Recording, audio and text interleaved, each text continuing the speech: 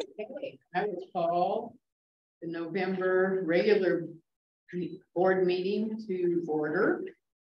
Welcome, everybody. Good to see your smiling faces. You will have a chance to review the minutes. Any corrections or additions? I'd entertain a motion for approval. To approve the October 12th board meeting minutes. Okay, there's a second. Oh, a second. Oh. Bunny beat you to the fence line. All those in favor? Aye. Okay. Our next item is public comments. Are there any members of the public who would like to address? Seeing none. We'll move on to. Riley just asked the owl is muted. The owl. Looks like it's unmuted. Okay, I'll let him know. They can't hear us. Can you? Here, let me just test. What? Test. Seems to be working. Yeah. Okay, good. Okay. Okay. Executive limitations. We have our bond update. Greg. Hello, everyone. Good to see you all. Good to see you. So, looking at what transpired this past month, at the October meeting, we had one of the major events with the completion of the due diligence on the Stevens Ranch, and so we moved forward from that point. Overall, the schedule, no changes, significant changes to the schedule throughout. We are working through a update on our overall development schedule. It's really to bring things up current, just current activities, and adding in more detail. And that's a process that is going to continue throughout all of November. I expect that we will publish an updated schedule end of this month and issue it out to all of the team members and post it in December. Not anticipating anything significant in the change there.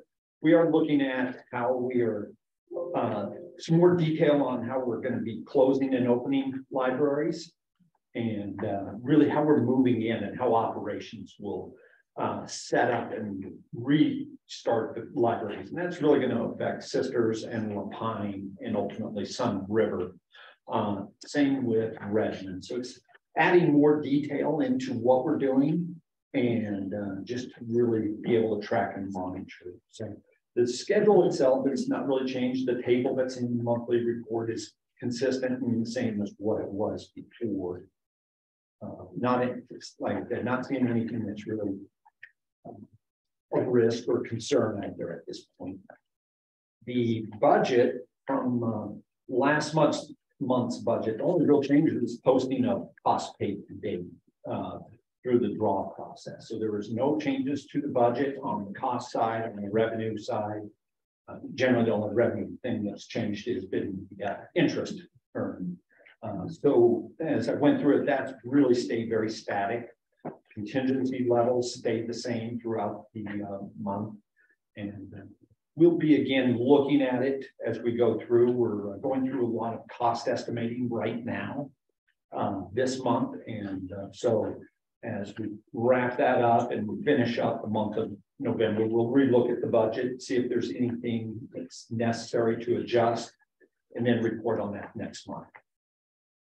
So budget-wise, everything seems to be tracking very well. On the procurement, some things that are going on in procurement. So one of the big things was Redmond. We put out to bid. It's about 87% of the total contract that Kirby Nagelhout, our CMGC, will have. And it was all of the early award large contracts that we wanted to get those subcontractors on board. And there's a separate summary, and we'll go through that for approval and action. The big picture view was, it was very positive. The price came in budget. So we're tracking forward well on that. We had reasonable coverage on our subcontractors. You know, they went out broadly to the state through the public contracting requirements and advertising it and that. And but you could see the effects of people's workload and capacity in the system. A lot of contractors out there, but a lot of them are very busy, and therefore, you know, it wasn't like the old days where you get 5 to 7 bids. We were getting 2 to 4 bids. We were pretty happy. So, but the subs that did bid, good quality subcontractors. So the other thing that's going on in the procurement, SunWest, with their CMGC on the Pine and Sisters, they have both of those projects out in bidding right now. So they'll be setting the GMPs. We'll be going through them here this month. They're right in the middle of that, where they're finalizing those. And then in December, we'll be reviewing them with you as well. And they've indicated that they're having good coverage. They're happy with that in getting those bids in. The Sun River project, they're doing an updated cost estimate for us right now, and they're running it concurrent with this bidding in order to capture, you know, the results of the bidding on Sisters and La Pine to really see, hey, where's the cost coming in? How's that compared to their cost estimate, to almost double check their sales. And so we'll be going through that as well. And it's just a coincidence of timing that's kind of beneficial to us to really be able to say, these are good sound numbers, and where we really see Sun River coming in based on what the actual bid costs were on the other two. So those two things are going on, and the contractor side of it. On the other side, the FF&E goods and services. One of the big ones that we had to get under contract right away, and there's an executive summary there that we'll go through, is for our moving and storage company. And so we went out through a cooperative agreement that DPL is a part of, and it's a government group that allows us to find vendors. And I'll go through that in more, but we're ready to bring them on board to help us with all of the moves for Sisters, La Pine, and Redmond, and beyond. So I think those are probably the primary things that have been occurring and coming up. Coming up, we're going to be really diving into the FF&E purchasing for Sisters, La Pine, and ultimately Redmond. They're going to kind of go in phases. And that'll be for all of our shelving systems, all of our furniture systems. Are the key ones up front. Ultimately, we'll be finalizing the AMH, the automated material handling system, with our vendor there. So those are all now starting to ramp up, and you'll see them coming to you in the coming months here as we work through those processes. Another one, you know, we've talked about the early learning aspect, and we have Plus and Greater Than, who's the design consultant working with Miller Hall on that. And we have started in going through and looking at, okay, we need to bring on vendors for that work. It's a very customized element because we're not buying things off the shelf because they're created specific for the district or these spaces. And the vendors will come on board in kind of a design assist role, in which they'll work closely with our design team to say, okay, we see what you want. Now let's figure out how we're going to build it. What's it going to cost? So you'll see that come up here in the next 2 months. So we're developing an RFP right now for that to go out. We'll select them based on their qualifications, experience, scope, and design assist fees that they may have. Similar to like the CMGC approach in doing this. It's not a contract, it's a goods, so goods and services. And so we work closely with the legal counsel to say, okay, what's the proper method that we go about in selecting and purchasing these services? And so I just wanted to give you a flavor of what's going on out there. Sometimes we're working on stuff that you don't need to do anything about, but kind of let you know what's happening and what you'll see in December and January and beyond. On the design side of the project. So, you know, with Stevens Ranch, following our last meeting, you know, we released them to move forward into schematic design. They're about halfway through right now. We'll be seeing the schematic designs later this month and going through them for cost estimating, plan review, and a presentation to the board in December. So that's progressing well. It's really exciting to see those designs really developing beyond what you saw in the conceptuals. So that part of it is advancing. I think the other part that with Stevens Ranch is our entitlements that we have to process. And for that project, it's a site plan application. So the design team is already engaged on that. They're starting to develop that, and that'll come out of the schematic design, and then they'll wrap it up about halfway through design development. And we'll submit those applications into the city early part of the year, probably January, like January, they will go in, and that'll go through the city's process for review and approval.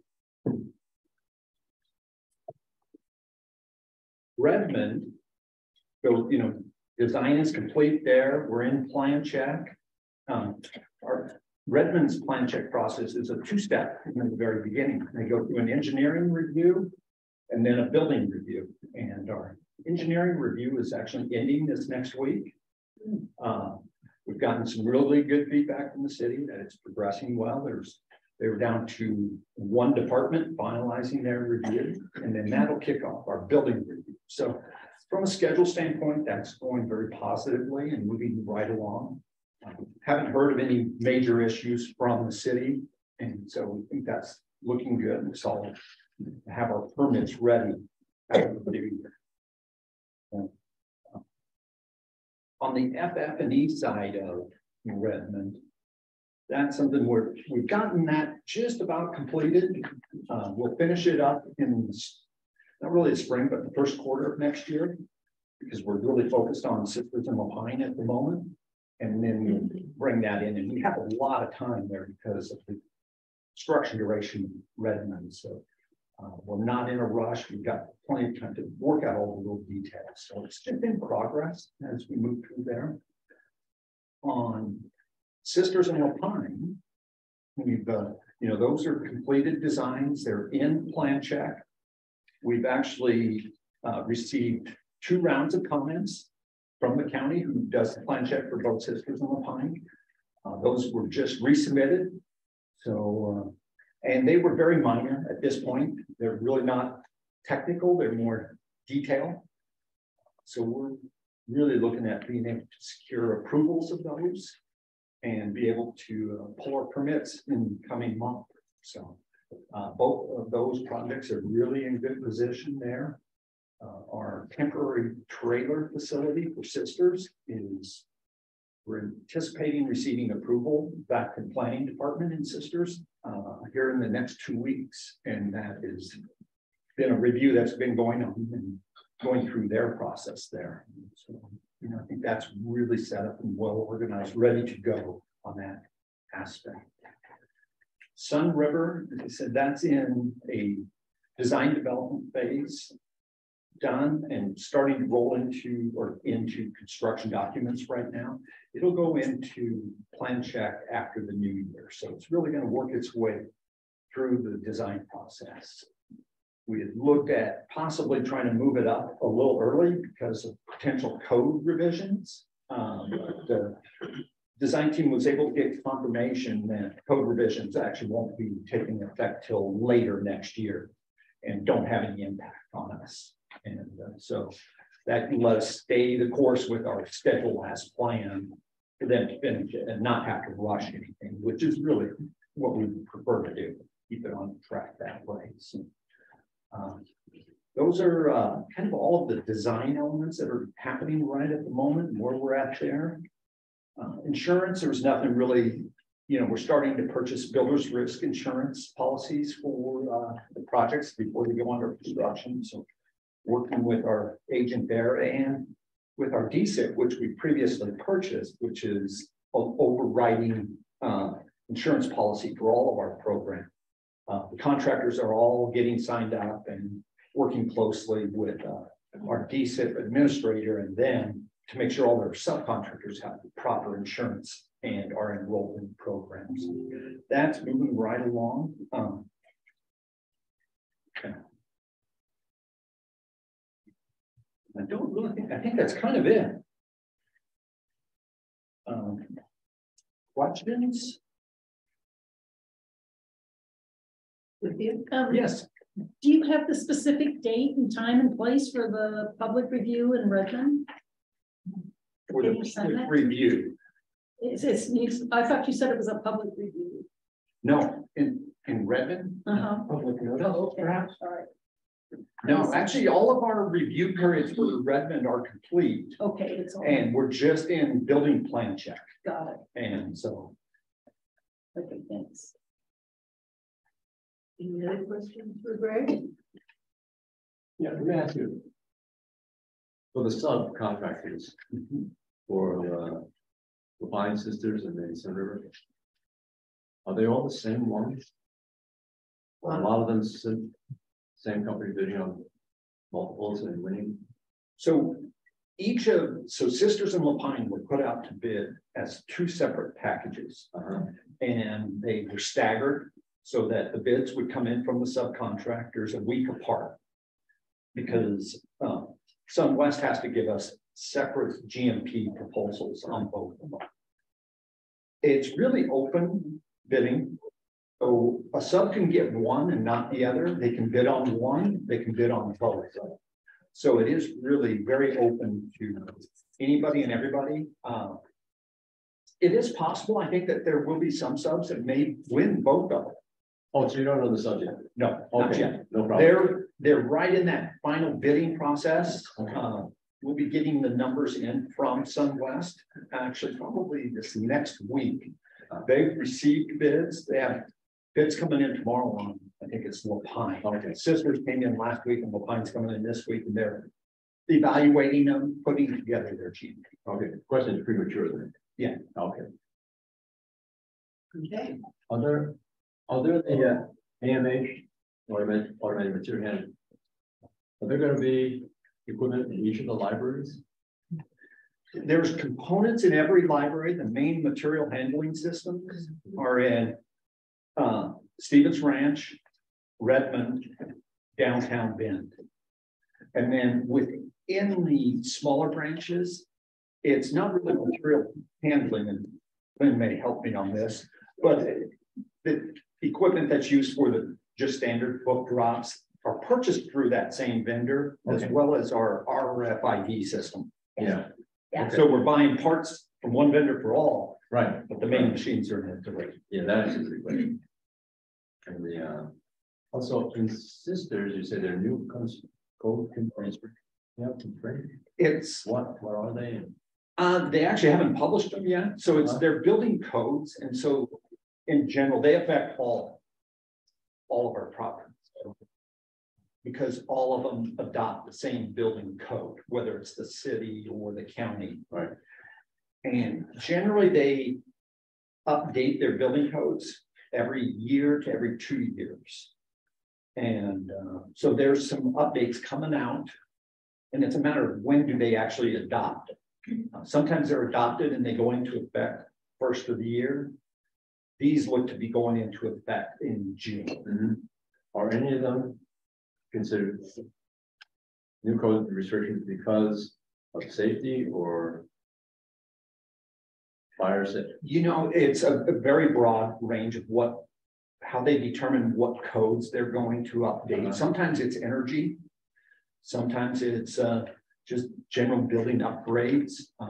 After major events, you always see upgrades to building codes like earthquakes or major events where they see impacts to buildings and facilities, and they say, hey, okay, we need to improve our code here. So there's no one specific reason of why.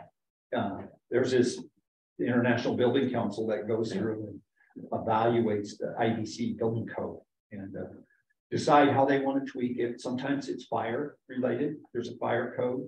and they'll look at maybe they want to change things or modernize if there's new building materials, new methodologies that have proven out to be very effective that maybe were treated as an alternative method that then gets rolled into a code requirement. So it varies highly. I'm wondering if any of those that we know are coming, we actually want to incorporate because of safety or structural features that would be advantageous. No, generally not. I mean, we're under a certain code, building code. And so we'll stay under that one. Once you prepare your plans and then submit it, you stay under it for the life. If there was something that we knew was out there that was really beneficial, we might, but there's nothing that has been published that would say, hey, we should be doing this. Okay. Okay. So I think the next thing up is the Redmond construction agreement. Yeah, so this is specific for Redmond. So what's in here is kind of go in a little bit more detail. So we completed our construction documents for Redmond and forced plan check submittal. And they're called a 95% set. And it's just a status of generally where their completion level is. And that's the level that we submit into plan check. We're also using that set of documents for bidding a lot of the major trades. So electrical, plumbing, mechanical, elevators, fire sprinklers, a whole variety of all the structural trades. And it's a big bulk. So we've got a roughly $30 million construction budget for Redmond. And this is actually, we're asking for authorization to execute their contract amendment to roll this portion into their contract. And it's about 87%. It'll bring their contract up to just a little over $26 million there. And what's in front of you in the spreadsheet is part of what Kirby has prepared and submits to us, and it's the summary. So if you can see that spreadsheet, you can see the budgeted value, which is the budget we work against with Kirby Naval. They've developed this throughout the life of our design. As every time we do a cost estimate, we update that. Then their original contract, that was their pre-construction fees that were put into their CMGC contract when we hired them a year plus ago. Amendment number one was one that we processed this past summer to purchase all of our DLT, and that was a specialty wood product we had to get in line early, and so that was the main driver there. There was a little bit of design costs for our PVE system also in that one. So amendment 2, the next column, these are all the costs that we're now putting into their contract. And we'll have one final one, which are some final finish trades. It's out there in the far right column called Future Amendment 3. And those, we just want to bid those trades off of a more, what we'll do is bid those after we receive the city's first round of plan check comments. Let us fine tune the drawings and get them a little better set up. So these are all of the trades and where it came in, the variances plus and minus versus the budget. Overall, we're about 1% under budget on this of where we expected. We go through in detail with Kirby because it's a very open book. They show us every subcontractor bid. They show us what, subs exclude, include, where they have line item budgets. As part of the CMGC process, you want to make sure that they are looking out of how to deliver the project at the end and cover any gaps. And so we dive in deep on that. But this is representing the dollar amount that we would be requesting approval on to execute their contract. So, questions? I was wondering, what are the off-site improvements?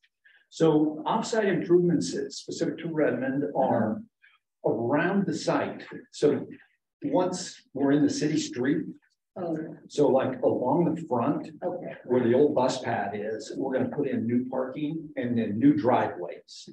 And so it's actually a different set of plans. Okay. It's a street improvement plans. Thanks. Any other questions? I was looking at this like, as an example, port in place footings, you had budgeted 387,000. And it ended up, as I'm looking at it, 187,000. So it ended up, you can see under the column, amendment 2 or combined as 187,728. So that on the subcontractors bids, when they came in, that's where they put that value at. And so you can see, and then the variance column there is the variance between what was in the budget and what is under combined. And that just added amendment 1 and amendment 2 together. And so you can see things went up and things went down individually on the line items. So one that's based on the actual bids coming in and getting them scoped out. So, you know, I think sometimes it's a little bit of, okay, was the estimate low on that end, or how did they apply their dollars?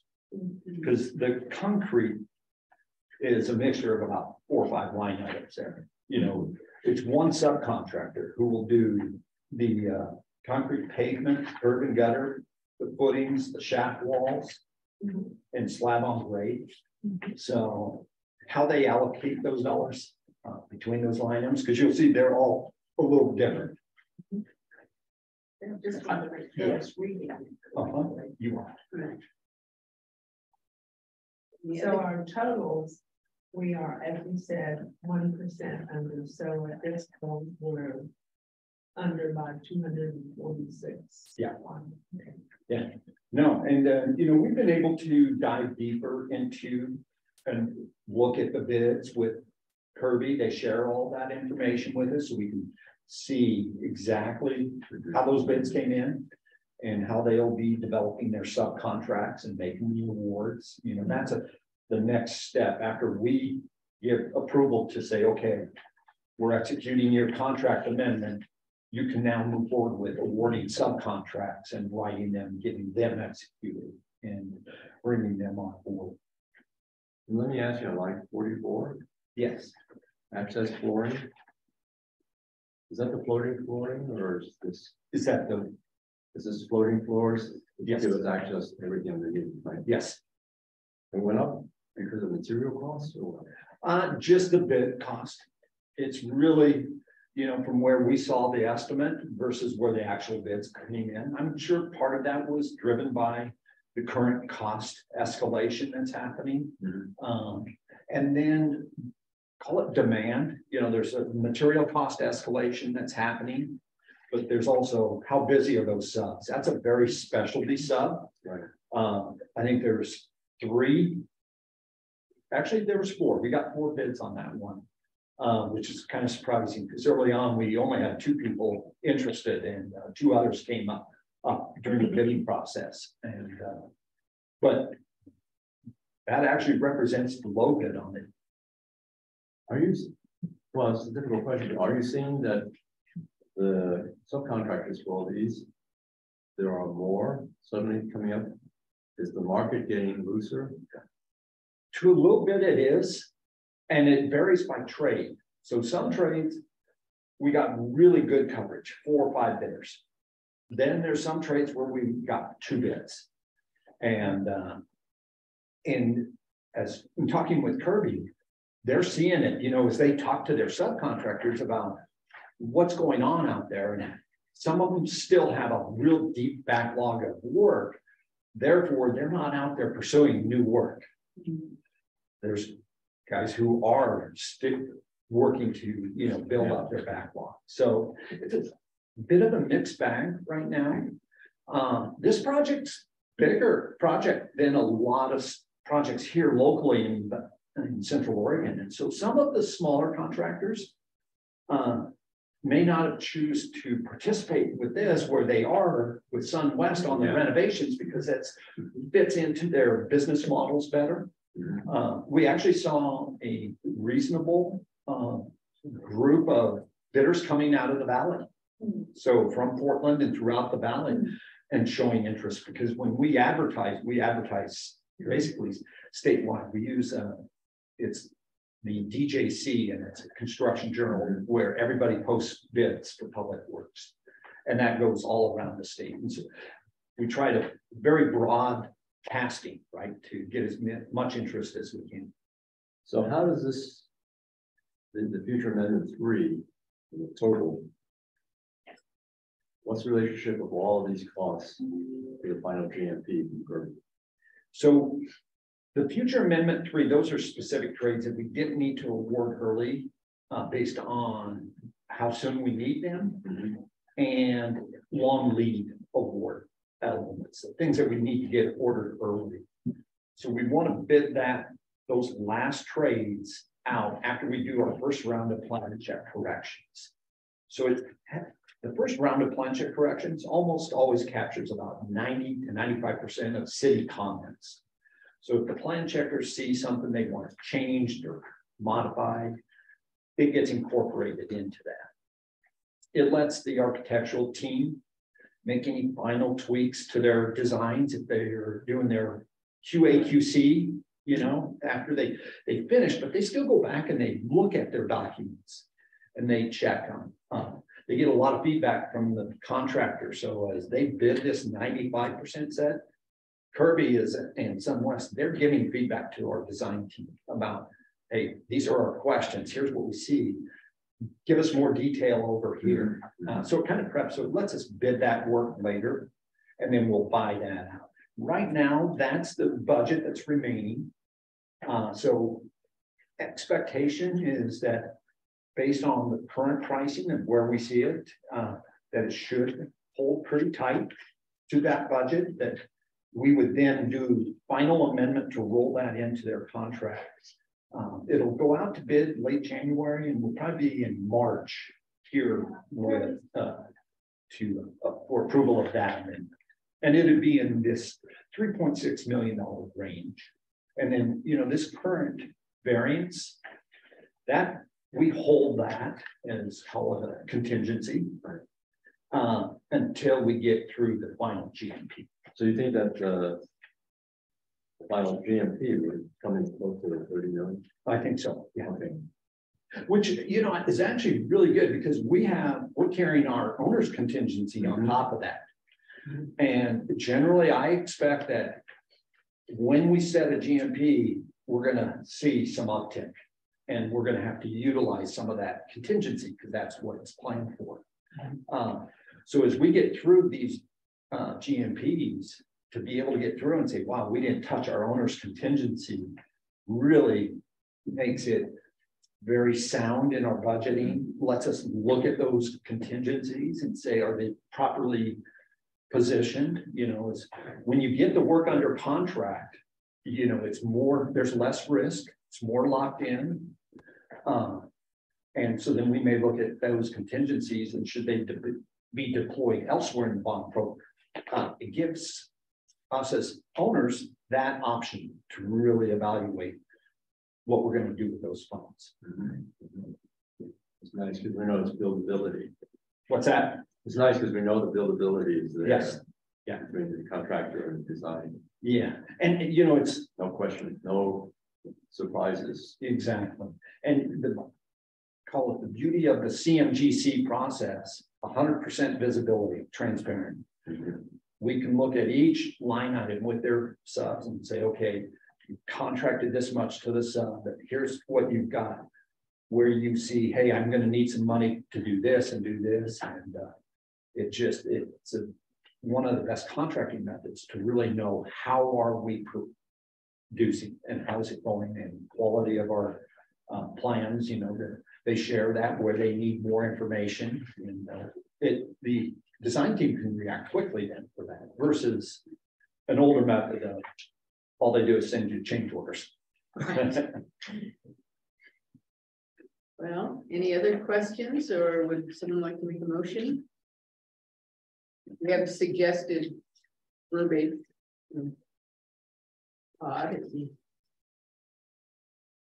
I make a move to provide the library director signing authority up to $26,350,000 for the ANCC Redmond Library construction contract. All right. Do I hear a second? A second. All right. Any further discussion? All those in favor? Aye. Aye. Motion passes unanimously. So the second summary is the moving and storage. And so this is a company that we're hiring to basically help us move everybody out of the existing facilities into temporary, putting our materials into storage. And then they will also be moving us back at times. And so this is contracted through, as I said, it's a public cooperative agreement. Yeah, and so it's agencies or groups that work with public agencies. They go out through RFP process to lock vendors into pricing. A lot of our vendors, and this is specific only to public groups. So I think DPL, we're members of five different groups. And so this is one of those where the moving companies bid their services and are in this. And so we were able to go to one of those companies. In this case, it's a company called Serva. And then they have representative companies. So Allied Moving represents Serva, and Prestige, who's our local mover right here, is an agent of Allied. And so we're working with Prestige Moving and Storage. They've given us all their rates and laid out the scope of work. And so this is to engage them, and we'll put them under contract for 4 of the buildings. So Sisters, La Pine, Sun River, and Redmond. And then in the future, we'll look at what are our needs for downtown Bend, or East Bend, or Stevens Ranch, and then roll those in. And we'll come back to you at that point with approval of those funds. So this approval lets us contract for the move out and then move back. And it's all done, in this case, on an hourly basis. So we've established all the hourly rates, estimated number of hours and equipment and everything. And then they'll bill us for actual costs as we go through it. And that we control by scheduling how they're going to come pick up and what they're going to do. Are they boxing? Are they just loading boxes, hauling it to the warehouse and back? So it's pretty straightforward. Questions? So this is an estimate on their part, not a fixed cost. Correct. Yeah, what's fixed is the rates they can charge us. Right. And they, they're also under the BOLI rates as well. Right. I noticed here it says, in the scope of work, it said if all contents cannot fit into temporary storage in Redmond, it will be back to our warehouse or storage. Does not include anything for La Pine. No. Sisters. What that's meaning is, so in the temporary facility that we've rented in Redmond, we're using half of it for the temporary library, right, and the other half as our warehouse for storage. And because we want all of the collection that can't continue to be in circulation to be in that, because it's a very secure location. It's watertight, air conditioned. So when they're talking about that, they're talking about driving from Sisters, La Pine, Sun River to the Redmond storage site. Oh, okay. And so if it's on their truck and they can't make it and unload it in time, they go to their warehouse facility here in Bend, park their truck where it's secure, then the next morning go and unload it. Okay, so it includes all the other libraries. Yeah. Okay. And then we have set up with them that if we need storage, they have storage capacity that we can basically rent from them. So we have rates for that if we need to. Okay. Thank you. Uh-huh. Do we have artwork that needs to be created? The artwork is being addressed. They will assist with crating if we need it. But first, our art committee is going through looking at all of the existing artwork and what's its disposition. What are we going to do with it? Are we saving it and reusing it? Are we donating it? Are we whatever that disposition is? And so they'll support us if we ask them to, based on those rates. But it's really our art committee that's evaluating what we're going to do with each piece. Okay. And Mark and his group grabbed all the IT stuff. Yeah. Yes. Are they competent? Well, you get to answer that question. Yes. I'd entertain a motion if anybody would like. Okay. I move to provide the library director signing authority up to $475,000 for the bond program moving services contract. I'll second. Okay. Any further discussion? Those in favor? Aye. Opposed? Yes. Okay.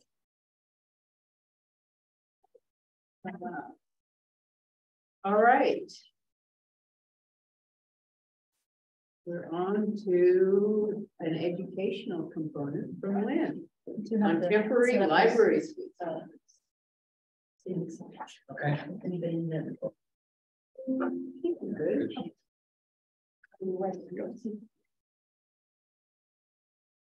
Which one? It is. It's in the folder. Yeah. That one. Hey, I was afraid that Greg was going to steal my thunder for a minute. Here, let me just get you on Zoom. Come to slideshow.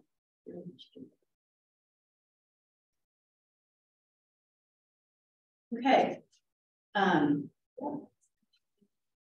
Okay, so temporary locations. Before I start, I have to do some big shout outs and thank you, because even though I'm doing the presenting, there's a lot of people doing a lot of work behind the scenes to continue to provide library service to our communities while we're going through these remodels and constructions. So first off, facilities, Robert and his team, they have been awesome. There's a lot of moving parts here, as I like to call them, a lot of Lego pieces, and they're not all in the same box. They're scattered throughout the district. So there's a lot of that happening, a lot of moving, a lot of fixing, a lot of on the fly kind of work. Also a big shout out to IT. As we mentioned, you kind of hinted to that. Remington, Mark and his team trying to get network connections and everything to these temporary locations with no loss of service. It's not an easy feat, but it's working, and it's going to be fabulous. Emily over there in tech services, her team, collections. Oh my gosh, we have 50,000 items. Of course, they're not all in Redmond, Sisters, and Pine. In the middle of all that, we have Wayfinder reclassification going at the same time. I won't steal her thunder. She's going to tell you about that for a little while. So anything having to do with Wayfinder would have to go on with that. And also Greg and his team, Red Point, they've been very helpful. Chris especially, who you probably haven't met her yet, but she's been helping coordinate figuring out where we want the shelving to be, what are the subcontractors we need to talk to get some of these walls up, what kind of handles do we want on these cabinets in temporary locations. We're basically building 3 little libraries, right? Chantal's group, CR, again, Tina, she's on my door every day. What are the dates? What are the dates? I don't know yet. I don't know yet. I still don't know today, but we're getting closer. Who have I forgotten?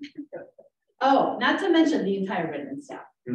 Sonia, she's not here today, but the supervisors, amazing group of people, Sisters and Lapine, all the staff at all those places, Kathy, the supervisor in Lapine, Zoe, our supervisor and Sisters, very helpful in trying to make this transition as easy as possible for our communities and also for our staff. There's a lot of change happening right now. And then this commercial acting as our agent to get commercial, yeah. There's a lot of things happening behind the scenes. So again, as we focus on this excitement with all of the remodels and the construction, at the same time, many of us are pivoting, going, okay, now what do we do with this? So it's never a dull moment. You want to go ahead and, so let's talk about these temporary spaces a little bit. So first off, these are just a few of the goals we are trying to reach as we are looking at our temporary spaces. We again being very aware that our community will continue to receive library services. They're going to be abbreviated services, but they will be library services during the remodel or the construction. Also that we provide this seamless seamless service from one location to the other with little to no interruption. We want to make sure that, you know, that if we have to shut down, it'll just be for a week or less, not for a month before these temporary locations are open. Very, very aware of that. Also, little to no loss of open hours in the temporary locations so that the days will stay the same and the hours will still the same once we get them established. And then lastly, that we do have some staff areas that are identified in all of our temporary locations where there can be a little bit of privacy. Some of it's really tight, but privacy, ability to do their work, their check-in, check emails, maybe have a cup of coffee. So let's look at these real quick. And what I will do, I might take questions after every location instead of at the very end. So we'll go through Lapine first. So the Lapine temporary space is the John C. Johnson building, which is the Lapine Parks and Rec building. And if you were around back in the day, it's the old Lapine Library, way back in 2000. Currently that building is kind of split in two. One part of it, the west part of it is the Head Start in Lapine, and we'll be occupying the north part of it. So this space over here, kind of part that's a benefit. Go to the next slide. So this is the actual floor plan of that site in Lapine. It's about 1,100 square feet. If you will remember as you turn into the Lapine Library currently, this is the street right here. Okay. So this area in white, with the exception of the storage, this is what the library will be occupying. This is, again, the Lapine Parks and Rec will keep this as storage, so we do not have access to that. This gray area and further west is the Head Start. So yeah, very simple. Walk in, we'll have shelving set up, a self-check kiosk, printing capabilities, laptops for publics to check out if they have to have public internet, Wi-Fi. There will be Wi-Fi. They can still hang out in the parking lot and get their Wi-Fi. The ADA bathroom is also here. And then the staff workroom, it's kind of hard to see, there's these red lines here. We're working with the contractor there right now to develop the staff room a little bit more so that we have some internal space there. Our network server will be in here. Pretty much it. So the collections that we're having here and also in Drifter, there will be mainly the hot titles, the new titles, some DVDs, and then also they'll be able to pick up and their holds and drop them as well. We'll continue to do curbside here as well. Okay. Questions about Lapine? So the parking? The parking, we're still working with Parks and Rec on that. We do know that SunWest will be taking the entire parking lot for their staging for the remodel for Lapine. So we're working with Parks and Rec right now to identify what are the library parking spots. Okay. Keep going. 1,100 square feet, what's Lapine right now? 6? 8,000. I think that 1,100 square feet includes that storage area. Oh, less okay. than that. So it's probably less than that. Oh, yeah. Yeah, I think it's closer to like 950. Okay. If you take that lower corner out, because that building's Parks and Rec. Okay. Mm-hmm. Thanks, Robert. The Sisters temporary space is actually going to be a trailer on site. What's your name, Greg? Right.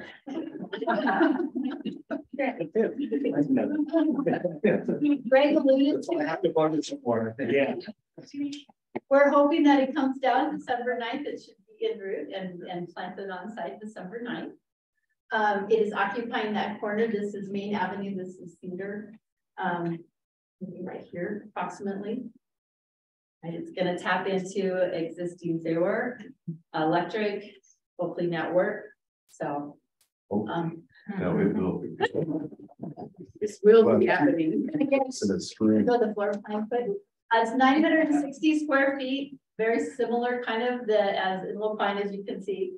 Front door, there will be what I'm calling the breezeway. We will have a covered area that will connect the current Sisters Library to the trailer side. I call it the breezeway. There will be a ramp up to this one.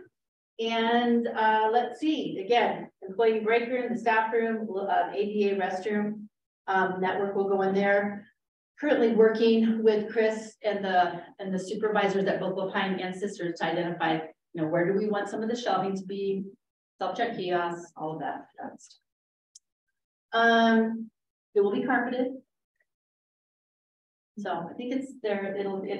We'll see. Oh, and the other thing about this one is this will come down once the Sisters building is remodeled, then they will remove it. And there will be some landscaping that will have to be taken care of after this. And they were already planning landscaping over there anyway, because they're going to be redoing some of the pathway on the north end. Yeah. What's the reasoning for the breezeway between the two buildings? I think it had to do with the City of Sisters building code. Yeah. Yeah, they, for some reason, wanted us to connect. Yeah. Yeah. And is there some computer space? Will people be able to go inside? They will be able to go inside, just like in Lapine. We'll be handing out laptops for the public to use rather than setting up a permanent station. Okay. With Sisters and Lapine, because they're such small spaces, we're really looking for furniture that has small footprint, has power, but can also, if you put like a computer on a table, then it becomes the computer desk. And we really need it to be more than that. So passing out laptops is going to be more helpful in that aspect for public PCs. And the staff, we've got some mobile workstations that we're going to try out for staff that we just ordered that are in boxes and need to get set up. One other thing about Sisters is that unlike Lapine and Redmond, this one's not at grade. It's going to be slightly above grade as typical with a trailer. So we will have an accessible ramp here that'll basically run right to the accessible parking. Okay. Yeah. So where's this in relation? I can't picture it. Where's the relationship to the existing library? So this is the existing library right here. Here's the front door for the Sisters Library. This is main. The meeting room's over here. So usually you probably come up this way by City Hall when you're driving in. Okay, that corner there. It's that corner. Fully insulated trailer and everything. So single bath, single toilet facility. Yes. We'll call it toilet. Yeah. And we'll get a water service there too. Yep. Working on getting a water service so people don't have to fill up at the restroom sink. All these little things you asked her. Yes. Yeah. And the staff, again, besides having to work from there, they'll have a microwave and fridge, a place to kind of sit and hang. Okay, the next one is Redmond. So Redmond's a little bit more involved. The parking, the parking for the trailer area. The parking, I think it's city parking. We're going to be taking some of the parking, On the street but side. yeah. Okay. It's kind of on all three sides, and it's all shared parking, so it has to remain open. On both of those, we have at the entryway somewhere to get rid of snow on shoes and everything else, or we're just gonna track in. No, we're still on track yet. It is not anyway. Yeah. No, there will be. Now the ramp. That's actually going to probably have some heat tape under it, so because it will be a metal ramp, with those grips in them. Oh, that'd be good. So there will be that, and then we also have the service with Aramark. Yeah, we're talking with Aramark about essentially transferring service to the temporary site. So they'll replace those handy walk-off mats and make sure that they're doing that with the temp spaces. Yeah, we're working also with the janitorial, or Robert's working with our janitorial company too for that as well. What the heck is a rental? Okay, Redmond. So Redmond temporary space is referred to by Compass as the design center. It also had the antique mall in it for a little while, if you ever were there. This is the entire design center. We will be occupying this section right here on the first level. It is a 2-story building, but we're going to be right down here in this area. This is just another view, kind of a quicker view right here of this area. The reason I added that picture is because our storage area is behind that. We won't access it through this, but we'll see it here in a minute, but it is kind of behind here. So we're getting this entire section both floors. that floor, that first Ground floor. floors. We also will have signage very similar to how we have it in East Bend. This is right along Highway 97. And so where it says Antique Mall, we will have our sign there that says Deschutes Public Library. We'll also have signage on our door as well. So similar to what you see in East Bend, the vinyl also says Deschutes Public Library. Go ahead. So let's talk about the overall floor plan. This is the space that we have before we started getting into it and putting up walls. So the total space is 10,000, a little over 10,000. We're gonna have a little over 5,200 of storage space, which Greg talked about. And 48,000 of that will be the library space. And there's also a lot of parking in front. You saw a little bit of it in that picture, but there's also parking in the back in this building as well. So right here. So orientation 97 is here. The canal runs right back here. The parking lot here. So this would be north, well, kind of north this way, north, west, east. Okay. So let's look at the storage plan first. If you go back one real quick. So basically what we did when we looked at this space is, and I think we were really lucky to get this because initially we weren't sure we were going to get the whole thing. We were really looking at from here up, and that was it. Ultimately, we were able to get this whole spot. So you're going to see some of the pictures where we're going to be putting in a what's called a demising wall right around here. So let's go ahead and look at and have storage on the south and then the rest of it on there. So this is a storage space. The reason this is great for storage, besides it being out of the elements, environmentally climate controlled. The other thing is there's not a lot of windows in here. There's like no windows in here whatsoever. There's a few kind of right in here. But we're going to be storing a lot of our collections in there, especially from Redmond, anything left over from Sisters in Lapine. Whatever we decide that we're going to keep is going to come to this storage spot. It's very great access. It's flat access. There's no ramp. It's right here. Double doors. Drive right in. This is an egress. This is where the network, the electrical closet, it's all up there. Remington has already got it all figured out how he wants to map it out. There are some restrooms here. They will not be the public restrooms, but there are some, I call them like, 7-Eleven garage, gas station type ones there. And then facility staff is going to be mapping out where things are going to go in the storage area. So we know that this is where our adult fiction from Redmond went to. Here's where the nonfiction is. Here's where some of the arts, yes. Oh, we'll put it, I know you don't want me to, but maybe a kiosk has to go. Heavy tech equipment. So we're going to map out here, and they're working at that right now. I'm sure Jared's probably halfway done.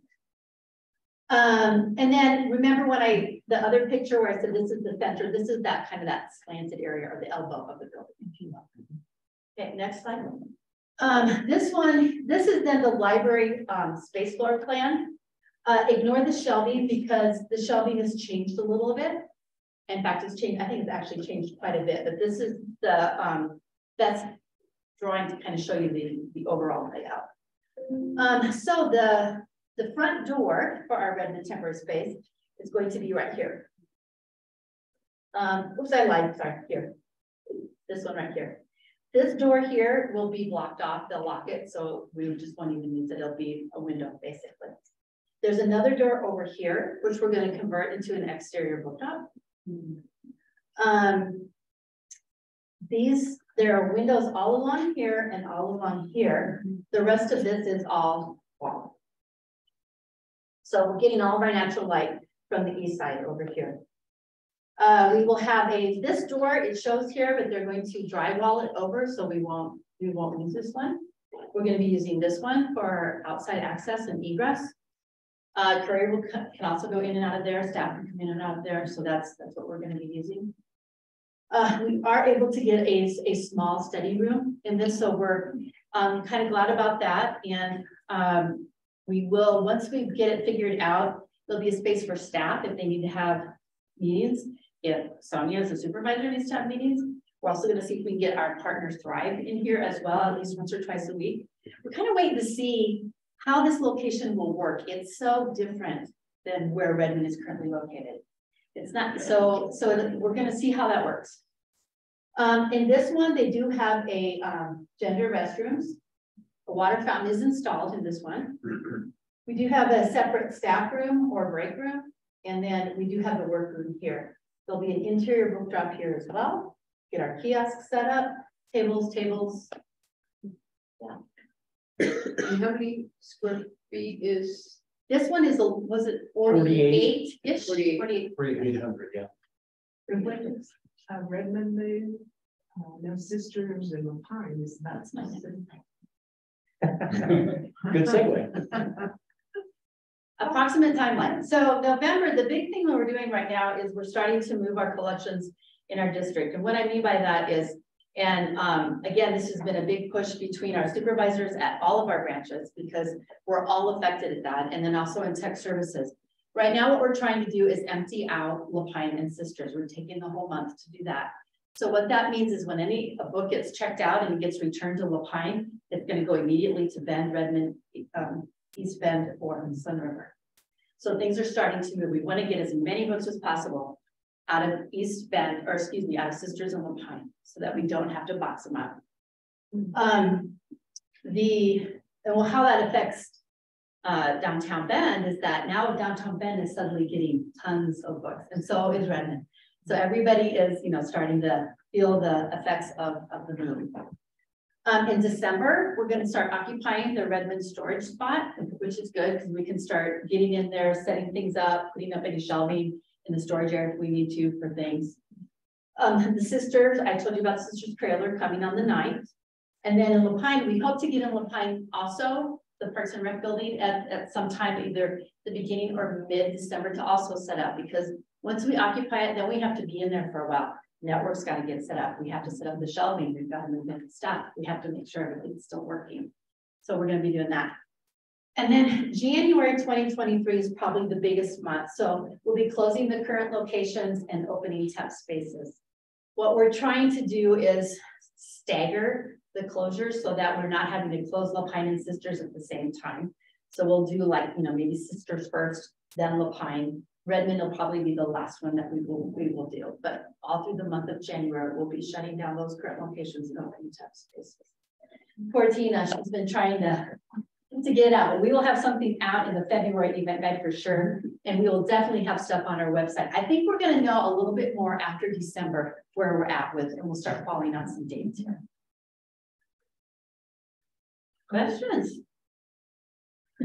A lot of moving parts. I was going to say, this would keep me up at night.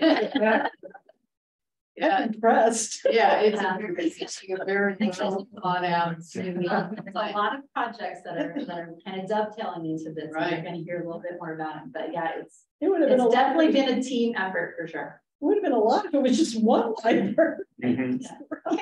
One of the pluses of this whole, that we're also going to be learning to operate in a variety of different small spaces. Yeah. And so there's going to be a lot of lessons learned out of this experience. I'm impressed. Yeah, no, it's going to be a huge effort. So we're not going to have any room in the temporary spaces for like a story time. No, that's also that's a different presentation, but Chantal's team and Sarah, whoever this person is, she has been they've been identifying places to do programs outside. So they've already identified a lot of staff. Yeah. It's been a great way to make, I've already had a ton of partners, but now they're just flowing in. They're really excited to have us live in their spaces for the next few years. So we have sites in Lapine, Sisters, and Redmond. Lapine's been the hardest, but Sisters and Redmond, we have a lot of great partners. So we'll have a schedule coming out that shows where the programming, will be, and let people know that on our calendar as well as in our events guide, make it really clear, like no longer at the Sisters Library downtown at this location. The story times I think are still being worked out a little bit. But they're also seeking to have other partners. Will we be able to utilize like Library on the Go to say if people show up for a story time with their toddlers that there would be books there that they could check out, or is that logistically too hard? I'm not, Sisters in Lapine, probably not. Yeah. Redmond, I think we can experiment a little bit. Yeah, it really is to see what the traffic is, how the public embracing that spot. Yeah. Yeah, I'm sure a lot of this will be done by doing and Yeah. adapting as we go. But those spaces wouldn't be available for us for public meetings. No, it had to be purposeful for like a specific program. They Almost wouldn't like allow us. reserving the space. Yeah, so yeah. That'll be an issue, no real meeting room space except for in Redmond. For those three. And then we'll encourage people come into downtown Bend, come into East Bend, Sun River, and around. Hopefully it doesn't snow too bad. Yeah. February. Okay, any other questions? Good luck. Yeah. No, thanks. Okay, well, thank you very much, Lynn. That's good to know the detail of what's coming, because I'm sure everybody's been fielding a lot of questions and people are curious about, they want to receive library services and they need to receive library services while we're doing this project, so that's great. Okay, now next up is Mark to talk about our wide area network and data services. Well, thank you guys. Did y'all get to read this? We did. So for the 11-year reign, and you guys probably were here when we went out to request a similar thing for what was known as Mo. What? That was 11 years ago. Wow. So we basically wrote on Mo for 11 years.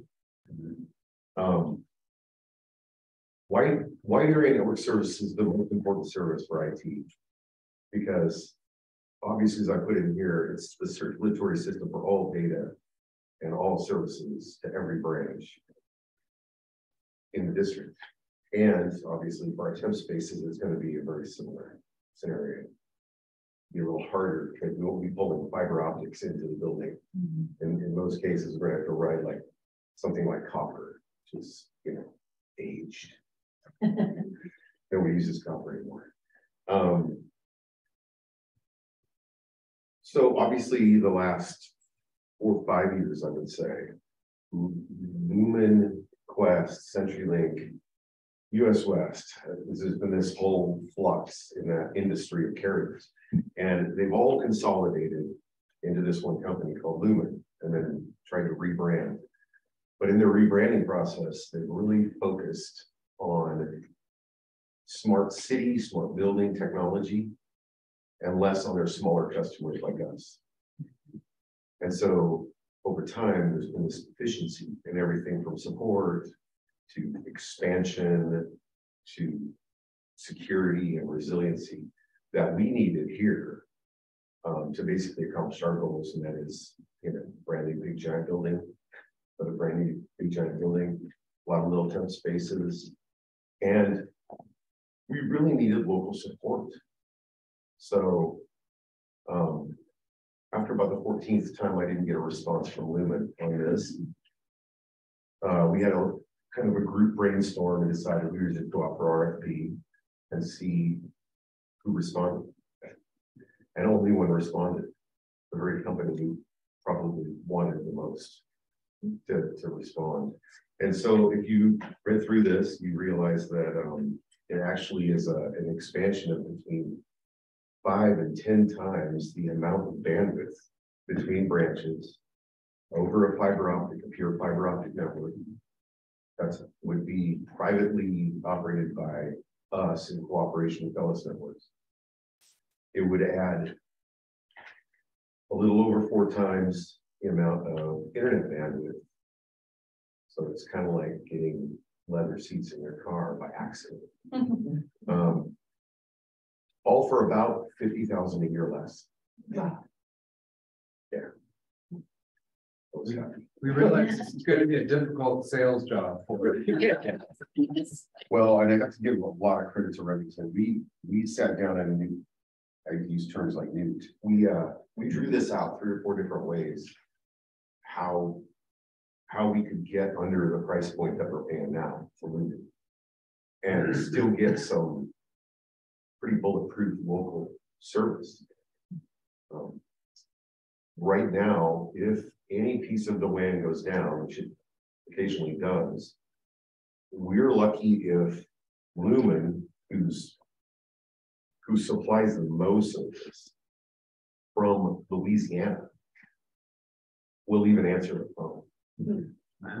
So they basically centralized all of their call centers to 3 places, and ours just happens to be Monroe, Louisiana, where Duck Dynasty is.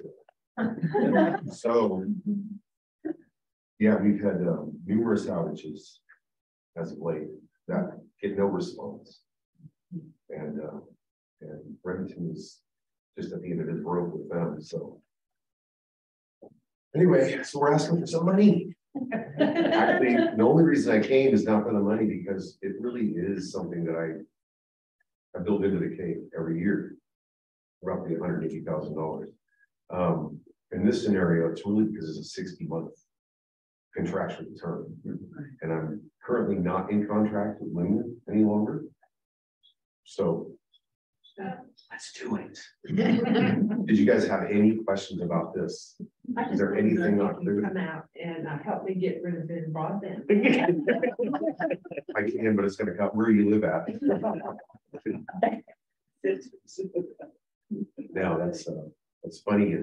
You see this expansion, massive broadband expansion, and then of course during COVID, the government's throwing literally hundreds of billions of dollars at this, and so the carriers, they're just cha-ching, cha-ching, cha-ching, cha-ching, and they build out these rural locations. And so I only moved 2 years ago to Holcomb, and the house I move into has got 1 gig fiber. Yeah, and I only pay less than $100 for it. Wow. But you cannot get that if you come up here. I mean, it's almost impossible. Do anybody have questions? So all the cabling, everything are in place already. Yeah, so the fiber optic networks are all like interwoven. Yeah. Now everything is a mesh, and OS Networks literally leases that space across fiber that is owned by others, or they put it in themselves for the last mile from either the pole or underground. In this scenario, every one of our locations except for Sun River is pretty inexpensive for them to basically hop onto that and provide us the routing that was there. Are we going to be subject then to whoever actually owns the main line, slowing you up and down based upon who you are? No, so it's a pseudo dark fiber. Essentially, they don't, the people that own it, like Ben Broadman owns a ton of fiber, right? They just give the customer who's paying for it and releasing it the full bore optical capability, which there is no truth limit to what can pass with fiber. That technology has exploded just since COVID. So with our 5-year contract, we will be subject to whatever Ben Broadman has commercially now. Nope, we'd only be subject to if they decided to go out and clip their own fiber optics, but they'd be cutting their nose off to spite their face. Because the people that own the fiber. I mean, I did this for a long time with them Broadband. They don't want to cut that off because that's their multiple incomes all the time. They make far more off of that than they do off of private space. Right. Yeah. Okay. I would entertain a motion if anyone's ready to make one. So You want to read the suggested one just so we have it in the minutes? oh, can I read? I move to provide London director's signing authority up to $654,000 for one that data and internet service expansion. Okay, so I give a second. I'll second. Okay. Any further discussion? All those in favor? Aye. Opposed? Motion passes unanimously. Thank you, Mark. I'm on the run then. Yeah. Okay, and next up, we have a presentation on volunteer services by Judy. So I feel kind of grateful that I don't have to ask for money. Ask for money. And thank you for letting me come. It's a pleasure always to be able to come talk with you guys. I don't think I've been here since COVID. Is what my recollection is. So what's happened in the world since COVID and since I talked to you about volunteer services? Want to say, because Julie's probably not going to say it, to switch all of our volunteer services during COVID and then bringing volunteers back was such a big undertaking that I'm just amazed at what Judy's been able to accomplish in the last couple of years, and that she's still. Right. She still smiles and she still loves what she does. So that's the good news. But yeah, there was quite a shift for all of us, of course. But in the beginning of COVID, it was quite extraordinary. I mean, it sort of happened and we all had to pivot. And our volunteers, and I'll say this forever, our volunteers have been quite amazing. I mean, they really did pivot with us. We had one row volunteer at one point continuing doing stories out in a preschool. It was like we had to stop them because COVID was happening and they really shouldn't be out there. But everyone pivoted with us. One of the things that we did, and I think created a lot of the success through the period of COVID, is that volunteer services communicated with all the district volunteers throughout this period as part of a team and part of what makes us as good as what we do here. Our volunteers needed to be incorporated into all of that. So there was a lot of communication going on. Volunteers were very responsive to all the decisions that we made, from stopping to considering volunteers. I mean, we were closed for 2.5 months, so everybody sort of took a break and appreciated the communication. But when we came back, it started on a small scale because we really didn't need volunteers initially. We didn't know what we were going to have. We didn't know what to expect. And in the communication, one of the things that was really kind of lovely is that I would just sort of check in and say what we were doing. We were going to maybe do a little pop-up. The volunteers would write me and say, if I don't hear from you, I worry. We worry about you and how's all the staff doing? Because we worried about them, of course, as well, but they sort of had the reverse, which speaks volumes to how our volunteers feel about being out and about. I had a volunteer in La Pine who, always waited for my communication to make sure everything was okay. So that was kind of lovely. They always responded positively with what we were doing, from closing to mask requirements to having the request for vaccination status, providing it or not providing it. 98% provided vaccination status. And the only request was that if they didn't want to, that was fine. We asked them to wear a KN95, sort of what we did with our staff as well. But they were very appreciative of all that. And one of the things that was also really lovely is that before we were ready to bring people back, they were writing saying, I'm coming back whenever you need me, I'll be here, whatever you need. And what I found was also very interesting is that those that were ready to volunteer as soon as they could were of an older generation. Their hands were up, I'm coming, just let me know. And they were, what it showed us was we were doing something right, that our protocols were in place, they were comfortable, and they were willing to come back. We didn't need them for a while. That was what we learned. So we juggled with that. When we needed a few back, a handful literally came back. I think it was in June. So we were closed. We sort of navigated what was happening in the buildings, and then we needed a few to come back, and they came back. And then that fall, more returned. And then in November, we all went away. They all went away. They went on hiatus because there was a surge, I think is what was happening in November.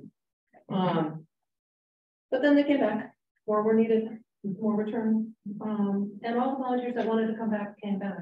And I would say, and I don't have a true number, I could go into the database, but I would say 95% of those that were with us pre-COVID came back, which is pretty extraordinary. And I meet with this group on Wednesdays via Zoom across the states and Canada, volunteer managers, and we were way ahead of the curve. There was no question. I mean, clearly what we were doing for COVID with DPL was ahead of the curve. And so we had volunteers back. Some decided not to stay, but that was for personal reasons. I can think of 2 in downtown Bend that never came back. Just weren't ready. Still aren't, it's all good. Let's see. So a lot of the places actually with the libraries that didn't have volunteers back, what it showed me, they didn't have protocols in place. They didn't know whether they wanted to have vaccination status.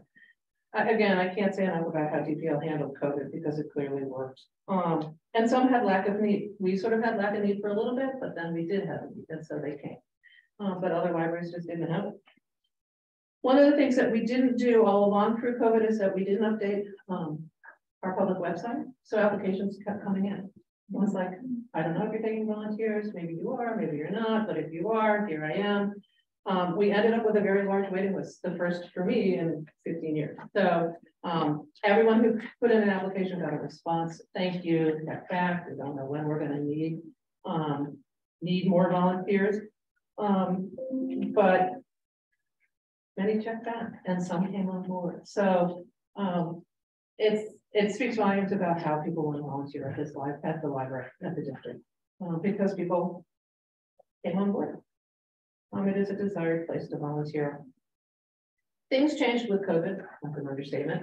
But in the volunteer world, what we found is we didn't need as many. So you can look at the annual report, which you all have. Numbers are very different than they were pre-COVID. Pre-COVID, we had 300 volunteers district-wide. Right now, we have 122. The good news is it meets our needs. That's really what it's about. It's, you don't want to have too many volunteers not having enough to do. We have fewer materials, and more digital, all the things we've heard about over the course of time here. But we've had a slow buildup, which is nice. Needs are changing. Everything's changing, let's just say. Change is coming. You know, so we're doing a lot of juggling now. I look at 122 and go, it's meeting our needs, it's all good, but I want more, but we don't need more. And now we're about to lose 3 libraries that are going to temporary spaces. And what will happen with that is that there will be volunteers on hiatus at 3 locations. They will have a massive communication with them. Things are changing faster than they anticipated. Sisters probably will be without volunteers in short order because their collection is coming down and there's not a lot to shelve and the float is off and materials are moving.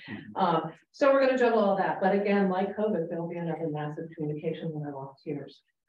And as the remodels get finished, my hope is that we'll do open houses for our volunteers when we're open to the public, and open it to district-wide volunteers to come and see what's happening in the various locations. Even if you're in the Klein, you can come to Sisters and see it before it opens to the public. We'd like to do that. Let's see. So volunteers will be on hiatus. Like I said, in Redmond, it'll be a big deal. It'll be a couple of years. And so like COVID, though, I hold the faith that people will come back as they want. And if they don't, we'll have new volunteers. It is still a great place to volunteer. What else can I tell you?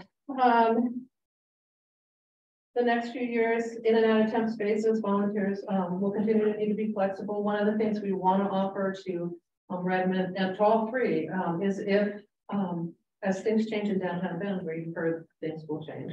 The materials are coming, the paging list, the full list will go up undoubtedly. Is the volunteers in those 3 locations going on hiatus will be given an opportunity to come here if they want to continue volunteering. There is a lot of interest still for downtown Bend. I get applications, I screen all the time. But these guys will get priority as they should. They're part of our team. But it is winter, it is holidays, so it makes an interesting time to sort of drive up from La Pine or down for Sisters or whatever. But they will have priority. And they will continue to be communicated with while they're on hiatus. So to what's going on in terms of the locations, anything we can share with them. And then there's Stevens Rick, who knows what that holds. But I see lots of opportunities with that, with volunteers, and I look forward to it. So we'll see what comes. I have a newsletter for you in addition to the annual report you have. And so I'm happy to. I think I covered everything I wanted to cover. Does anyone have questions? We have a very wonderful volunteer program. I have to say. A little biased. Well, I don't have a question, but I have a comment that the reason that we have a wonderful volunteer program is because of the good work that you and others do. Yeah. And that communication and making people feel connected, and it shows their value. So I know from talking to volunteers how grievously they miss their opportunities to volunteer during COVID. I mean, that's an important part of their days, weeks, as community members. And so I know that they get a lot out of it and feel appreciated. And that's due to what a great program you've developed. Thank you. I think it is true. I think it's very much a team effort. We have great staff who support volunteers in our library. There are libraries that I'm aware of where that's not the case. And it always surprises me because why not? They're here to support staff. I mean, that's really what it's about. And so I'm grateful for that. So yeah. So thank you for all you do. You're welcome. I just want to add, when it's the kind of a surprisingly emotional moment for me was when I was in our branches and I saw our first volunteer back.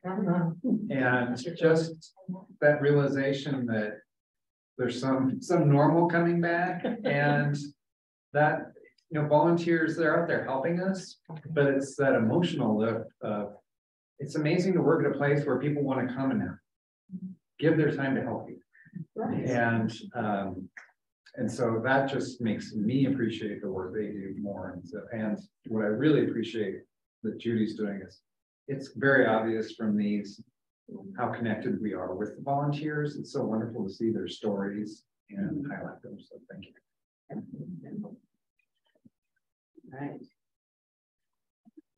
Okay, now we have one of the most question-filled presentations of the year, collection development with Emily.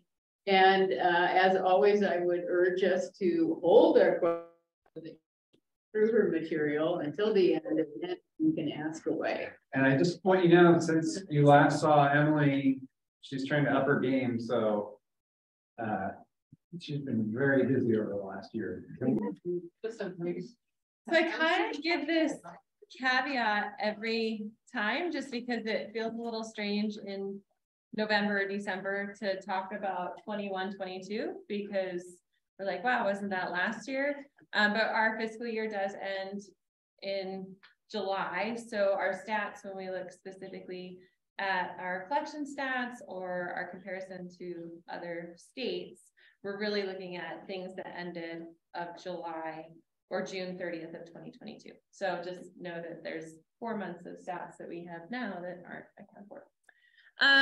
So as with all presentations, I like to talk a little bit about national trends first. This year was a really interesting year in library land for kind of two major disruptions, I would say, in library services. So the first, there has been a lot of conversation about the price of e-content specifically. And so much so actually that there's even been legislation about it. So in Maryland, they actually tried to sue the publishing companies because of the price gouging that libraries experience. And I just think it's important to mention, because as we look at our, thank you, Robert, as we look at our stats and how much we spend on print versus digital, or how our collections compare, it is really unfair what is happening in the publishing world. And there's nothing we can do about it right now. The Maryland law actually got shot down. So libraries didn't win that ballot. I think they're also battling it out in Pennsylvania. We have nothing happening right now in Oregon. And so we are stuck in this reality where print, so if you look at the screen, this is what here you pay for a hardback book, about $24. And then unless you buy it on Amazon, then you pay about $17. And then libraries get a discount, and that's through what are called jobbers. But that's our main vendor, Baker and Taylor. When I come up to you guys for a primary materials vendor, that's our jobber. And they get massive discount because they talk directly with the publishers and the book distributors. So they're essentially cutting out the middleman to support libraries and bookstores. So we pay, about a third less for our print books than, the standard human being. And we get them forever, right? For as long as they're going to be used and needed, we get to keep that book. Whereas with an ebook, you can only buy them from Amazon in most cases, sometimes Audible, which I believe is actually owned by now Amazon. Welcome to the Amazon world. And so for an ebook, you'd spend about $12 as a standard consumer. As a library, we spend on a good day $45 for that same title. And sometimes it's as high as $100, depending on what the publisher says. We also don't own that. We end up having to rebuy it typically every 2 years. So if you think about, for example, Where the Crawdads Sing, that's been popular for 4 years now. So we had to buy it for 3 years. It actually started losing interest.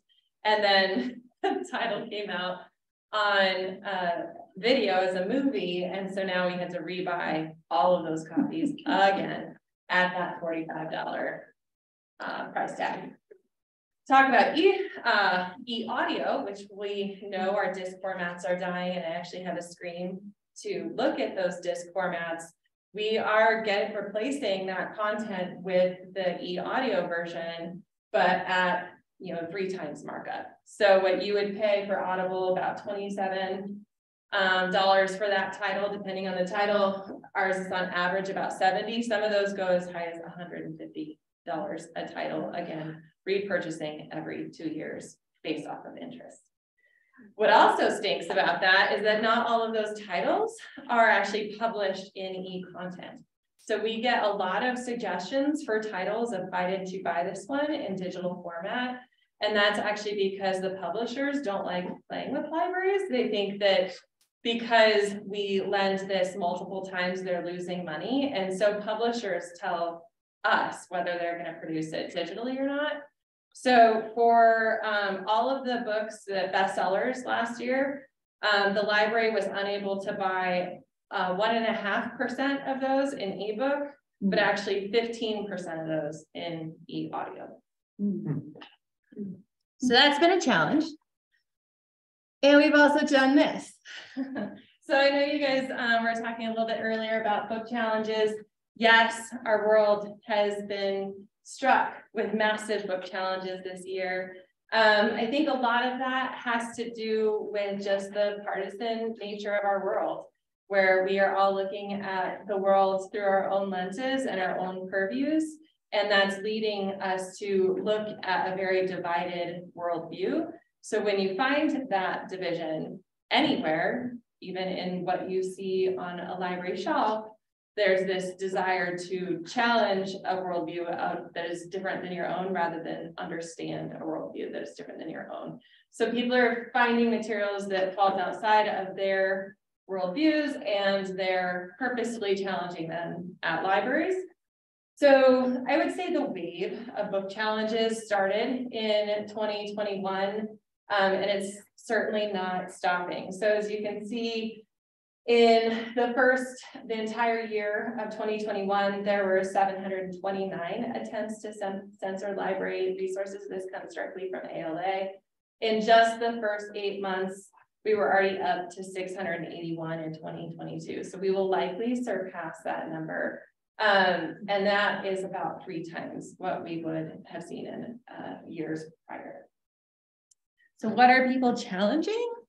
Well, everything. This is a perfect graphic from ALA. I suggest going to ala.org if you want to get more resources, or I am also the chair of the Intellectual Freedom Committee at Oregon Library Association, and we have a toolkit to get to know everything you need to know about intellectual freedom. So I would definitely go to that website. A large majority of those challenges do happen at school libraries, but they are a close second at public libraries. So it is really important for us. I know there was a question earlier, how have we been impacted? I would say we're doing pretty good here at Deschutes County, and I would say because we have awesome policies. We have a strong collection development policy, we have a strong reconsideration policy, and we have a strong board that I think is really well versed on intellectual freedom should something come up. If you feel like you want more training on intellectual freedom, I'm always happy to come back and give another update on what to do should a challenge come to our district. But so far we've been okay. So that's just like bigger library things that have been happening, but let's start talking about collection development specifically. So I know we like to look at how we're doing compared to our peers. This year I picked out our peers a little differently. I just want to say that the folks that we see on this screen are either missing, like for example, Multnomah isn't on here, but we also don't have other libraries like, what was the one that was always beating us? Cedar Mill. And that's because I decided to look at it a little bit more objectively. So everybody on this screen is an Oregon library with a population served between 150,000 to 225,000. So we're not going to compare ourselves to Multnomah, who's in, you know, the millions. And we're not going to compare ourselves to Cedar Mill, who's in like the 50,000s. So these are all folks that have the same population served as we do. When you look at population served, we are doing okay-ish in certain ways and phenomenal in other ways. So phenomenal in that we have an awesome ebook collection. And this is, I should actually say e-content, but our e-content is among the best. So Jackson County, Eugene, we're all doing quite well. I think Salem, Hillsborough, and Beaverton didn't report because they're part of the state ebook collective, which again, we chose not to do that so that we could manage our holds and our wait times. Where we are lacking, and actually the lowest on the screen compared to our peers, is our print collection size per capita. You've heard me talk about this every year. It is a concern of mine that our collection size, our actual print collection size, is as small as it is for the population that we serve.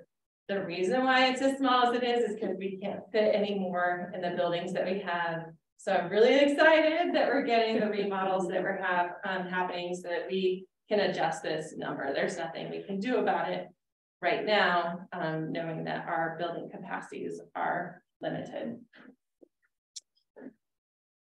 So this is just a snapshot of those collection sizes.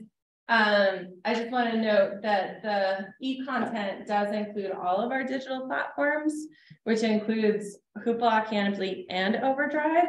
Hoopla's collection is massive, and that's not curated by us. It's just you have a service with them and you get the full collection size. So it's a little bit misleading because a lot of it's junk. You just get all of it. And so the curated collection that we buy from Overdrive is a little over 100,000 items. So those are the actual items that we have chosen to have based off of what is given to us. So our total circulations, we're doing pretty awesome, I would say. So even with our smaller collection sizes, the collections that we are able to buy circulate really well. And so I think that speaks again to being a popular lending library. So purposefully choosing the materials that we know that our customers are going to choose to check out versus being a repository or an archive, and really being strong in our weeding practices and policies and keeping it as a popular lending library. We also curate our e-content on the same level. So we're making sure that we lead our e-content, make sure that everything that we buy fits our same collection development policy, regardless of whether it's a print item or a digital item or anything in between. One thing I will note that's just a little of an interesting comparison here. So the blue is the first search per capita and the red is the renewals per capita. So that's specifically our print collection. You kind of need to add those together to compare it to the e-content use per capita, because e-content doesn't have renewals. If you want the item again, you just check it out again. So if you really want to compare circulation to circulation, you would almost add both of those together, and you can see they're nearly identical, which is great. That's both of our collections are circulating quite well. So year in review, I know this has come up the last few years because of COVID. So I think one of the first things people ask is like, how are our services returning after COVID? And they're back to normal for circulation, at least. So with the red, here is when COVID hit. This is when we were closed. So I mentioned this before. There's our I call panic buying, where we were open for a blink before they knew we were going to close. So everyone came and got all the stuff. And then they kept it because we told them to. And then we told them to give it back. And they did. And it took them a while to kind of start to get, used to coming back to the library. And then we froze. So that was when we had the state freeze, which was actually longer than the original shutdown. We were still open, of course, we still had services, but I think it just kind of created this like, I don't know if I'm ready to go back to the library, touch things, there's so much things I don't know. So it took a while for us to get folks to start coming back, to be comfortable checking out tangible resources that are shared across multiple people. But as we got to learn more about COVID, we knew that it didn't transmit that way. And now folks are returning and feeling more comfortable. And so we've had a lot of consistency in our percent checked out for most of the year. And that's always been the case. We've been about 20% checked out, 25% checked out in our print. We used to be closer to 30% checked out in our digital. And I think that also goes to maybe something we're looking at with COVID, which is people were, have been in front of their computers with their work, they're in front of computers with their social life, with the Zoom fatigue is real. And so when they get to go back to leisure, they're maybe not choosing a digital book. And so it's only gone down the smallest amount. So digital used to be up 30% checked out and about 25% checked out now. So nothing of any major concern. We've done a lot of stuff this year. So we will talk about the big projects, which of course are Wayfinder, but until we get there, we did some other things that I think are worth highlighting. So last year, actually exactly a year ago today, or not today, but this month, November of 2021, we added a hotspot lending collection. So that was brand new to the district. We hadn't been supporting a lending hotspot program, and it was met with huge success. So much success that most of the libraries don't ever have them on the shelf. So they're always, every month after month, between 88 to 98% checked out across the entire district. So huge demand on those. And so we decided to get some more. So that collection as of now is about 80 devices across the district. We also saw the beginning of our games collection. So our games collection was actually rolled out in February of 2020. So again, right before COVID. So it was kind of a brand new like infant collection, right, when everything was happening. And even so ended up being one of our most popular lending collections. Again, the games collection is pretty significantly always at least 50% checked out, usually closer to 70, 80% checked out. So we have added to that collection. It's about 40 games now across the district. And then Library of Things. Again, we were planning to roll out to all 6 branches, finally leaving our pilot program and having collections at all 6 branches, March of 2020. So all 6 branches do now have Library of Things collections, and they do get added to. I will say that we probably are not adding any additional kits this year because of the closures. It is something that you guys just saw. The Sisters branch and the La Pine branch, the temporary spaces in particular, are just so small that it's hard to manage the really big collections. And if you've seen some of them, like say the sewing machines, it's not a small kit. And so we just can't justify the footprint in that space. So as those collections are kind of being set aside or put in different places during the temporary spaces. We're probably gonna hold off on buying additional until then. And the last is we do awesome programs in our library, and a lot of them are digital, and a lot of them get recorded and are put up on YouTube for future viewing. Just like so many things in this world, we are realizing that folks will come to our online catalog and try and search for those YouTube videos, not realizing you have to go to YouTube to search for those YouTube videos. And so we're actually cataloging those programs into BiblioCommons, so you can search for them right from the catalog.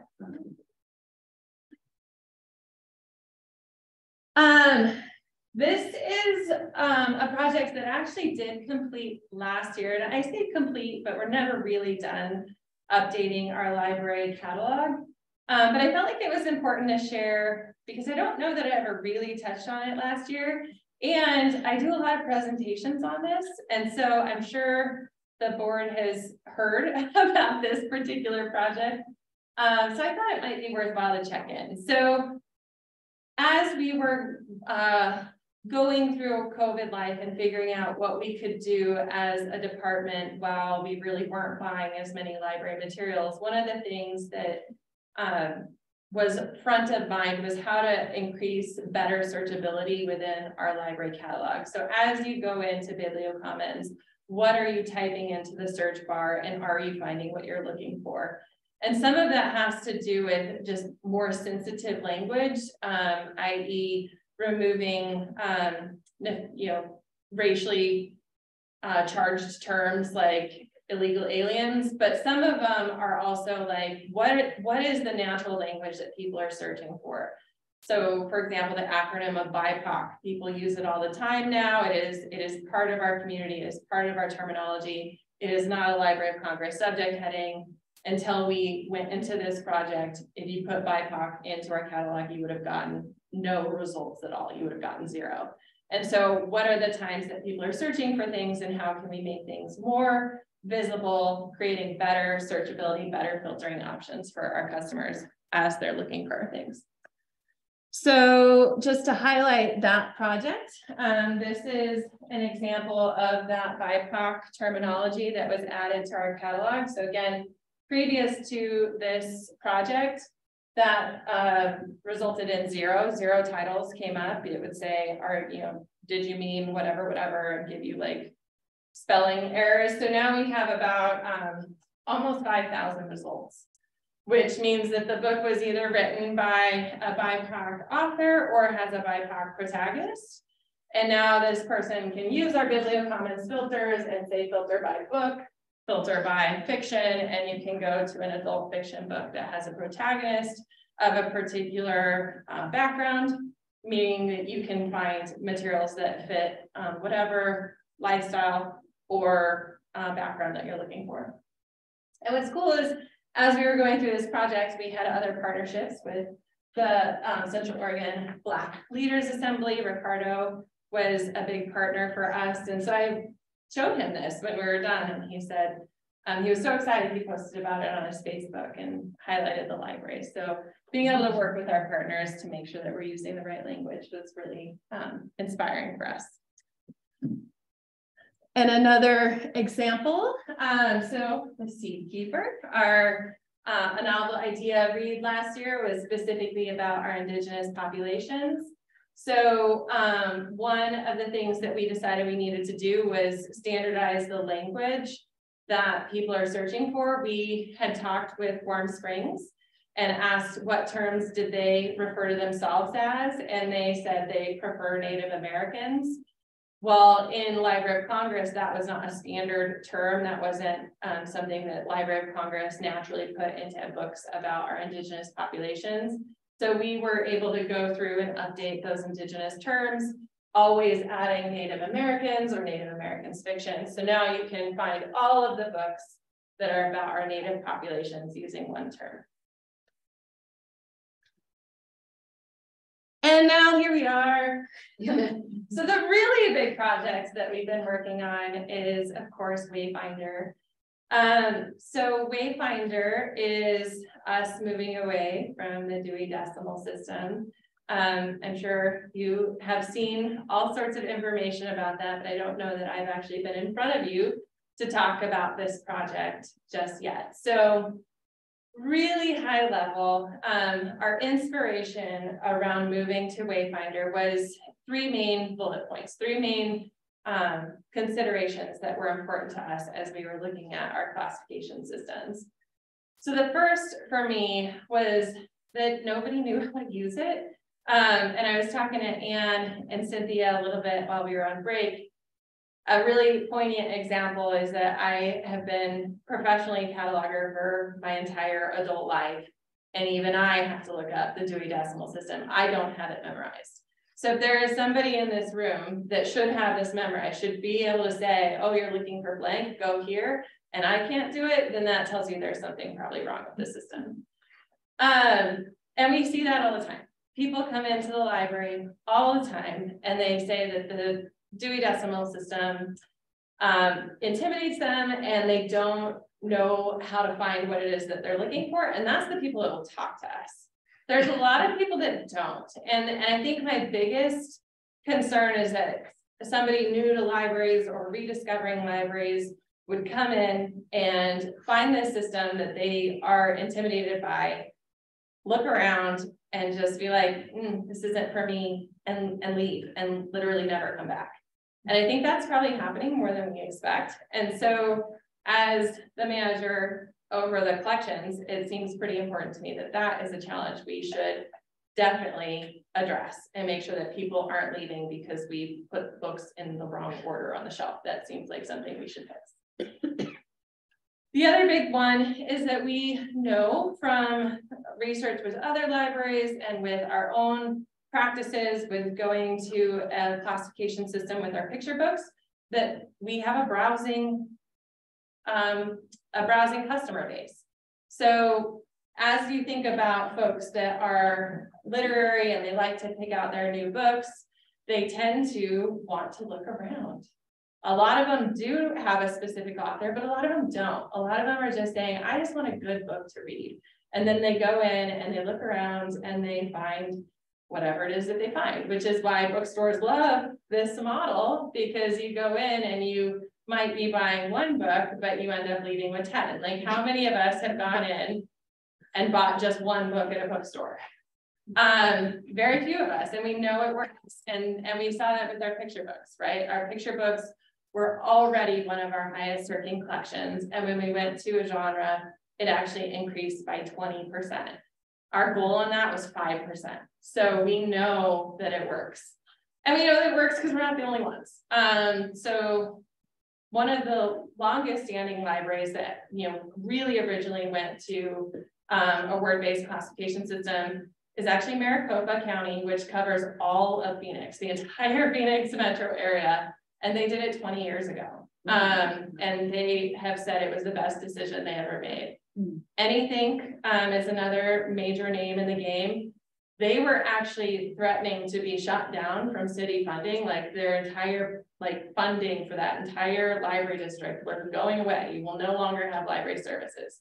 And they were given one last chance to bring it back, to become important to their community.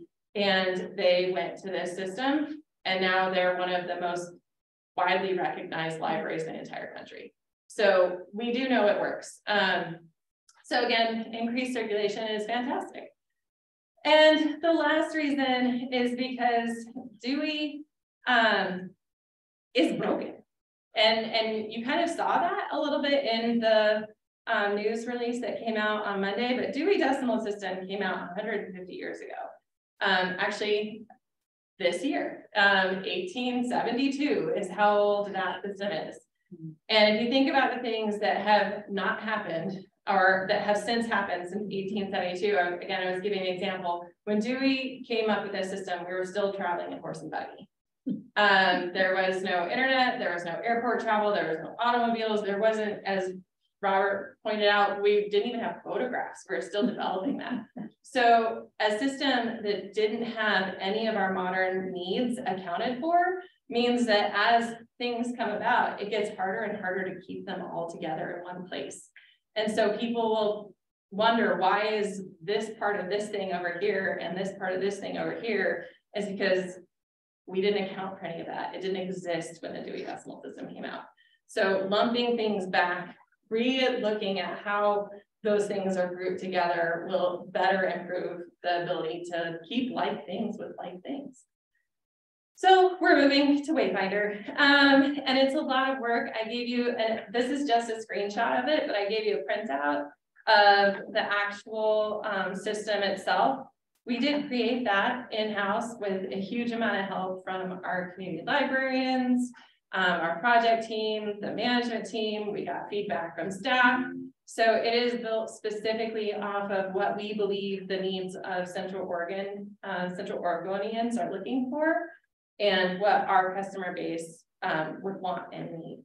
So it is happening. And as Lynn mentioned, we're going to be officially moving in December. So Backstage, our company that you guys helped me hire, or at least give me money for, arrives on site in at the last couple days of November for pre-production, and they'll begin converting our entire collection starting in Redmond on December 12th, and hopefully be completed by the end of April. And the last thing, as I mentioned, we do still keep an eye on all of our regular collection statistics. I did not include a lot of them in this presentation today because you get so many of them during the monitoring report. And so I didn't know that I needed to go back and re-give some of that information. But what I will say is the one that always really stands out for us is our disc formats. A couple of years ago, this became so concerning that we did remove or cease our music CD collection. So all of our music collection is now a digital one. And we are not seeing the end of that trend with our DVDs and audiobooks. There was a massive dip during COVID, which is what you're seeing, of course, right here and right here. But unlike our books, they aren't coming back up. So there was a huge drop during COVID and they kind of stayed there. So it was already on a downward cycle and now it's just kind of getting a little bit worse. What I will say is that for our DVDs, a downward cycle is still not that scary. This is 100,000 circulations.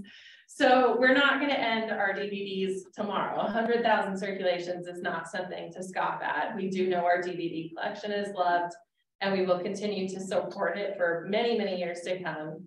But as we look at that trend, it is something that we will continue to monitor. For our audiobooks, we are getting to a place where this collection might start to lose interest when we look at return on investment of the dollar amount we spend.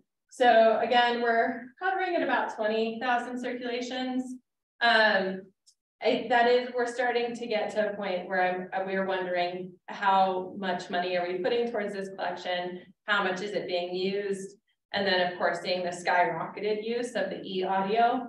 I'm only giving that as foreshadowing for 2-3 years from now when I come to you and I say we're no longer having an audiobook collection. It's because we've been tracking it for many years and we're seeing the use get to a point where we might make that decision. And I believe that's everything I have for you today. But I gave you a ton of information really, really fast. So I wonder if you might have any questions. I have a question on when you say adult nonfiction, when I go in, I see the unique numbers up there. Will it say arts and crafts? And each one of these will be at the top? Yeah, so that's a great question. Part of the complexities, I think, of moving to Wayfinder right now is that we are getting remodels. So we kind of have to look at sign strategy based off of the remodels and what signage we're gonna get to put in when those buildings open versus sign strategy for the buildings that have not yet been, you know, remodeled, and it's more of a temporary placeholder. So for East Bend, Sun River, and Downtown Bend, we will have temporary signage that we'll put in place of what we have now. So end cap signage that will have those broader categories, arts and crafts, health, education. And then in the shelf itself, we have what are called shelf dividers. And those shelf dividers will tell you when you've gotten into a specific broader category. So again, arts and crafts, education, history. Within the shelf itself, though, on the metal part of the shelf, so if you can visualize if this is the bookshelf, just the front, and there's books, we have what we're calling shelf talkers. And those shelf talkers are the subcategories. So if you're looking at cooking, you'll have Asian, African, so on those shelf talkers to help keep you organized along your way throughout the collection. When we get into the new remodels, we've had lots of conversations on appropriate signage strategy just to help with that wayfinding and making sure people can get to the category they want.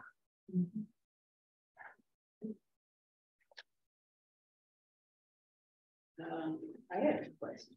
Yeah.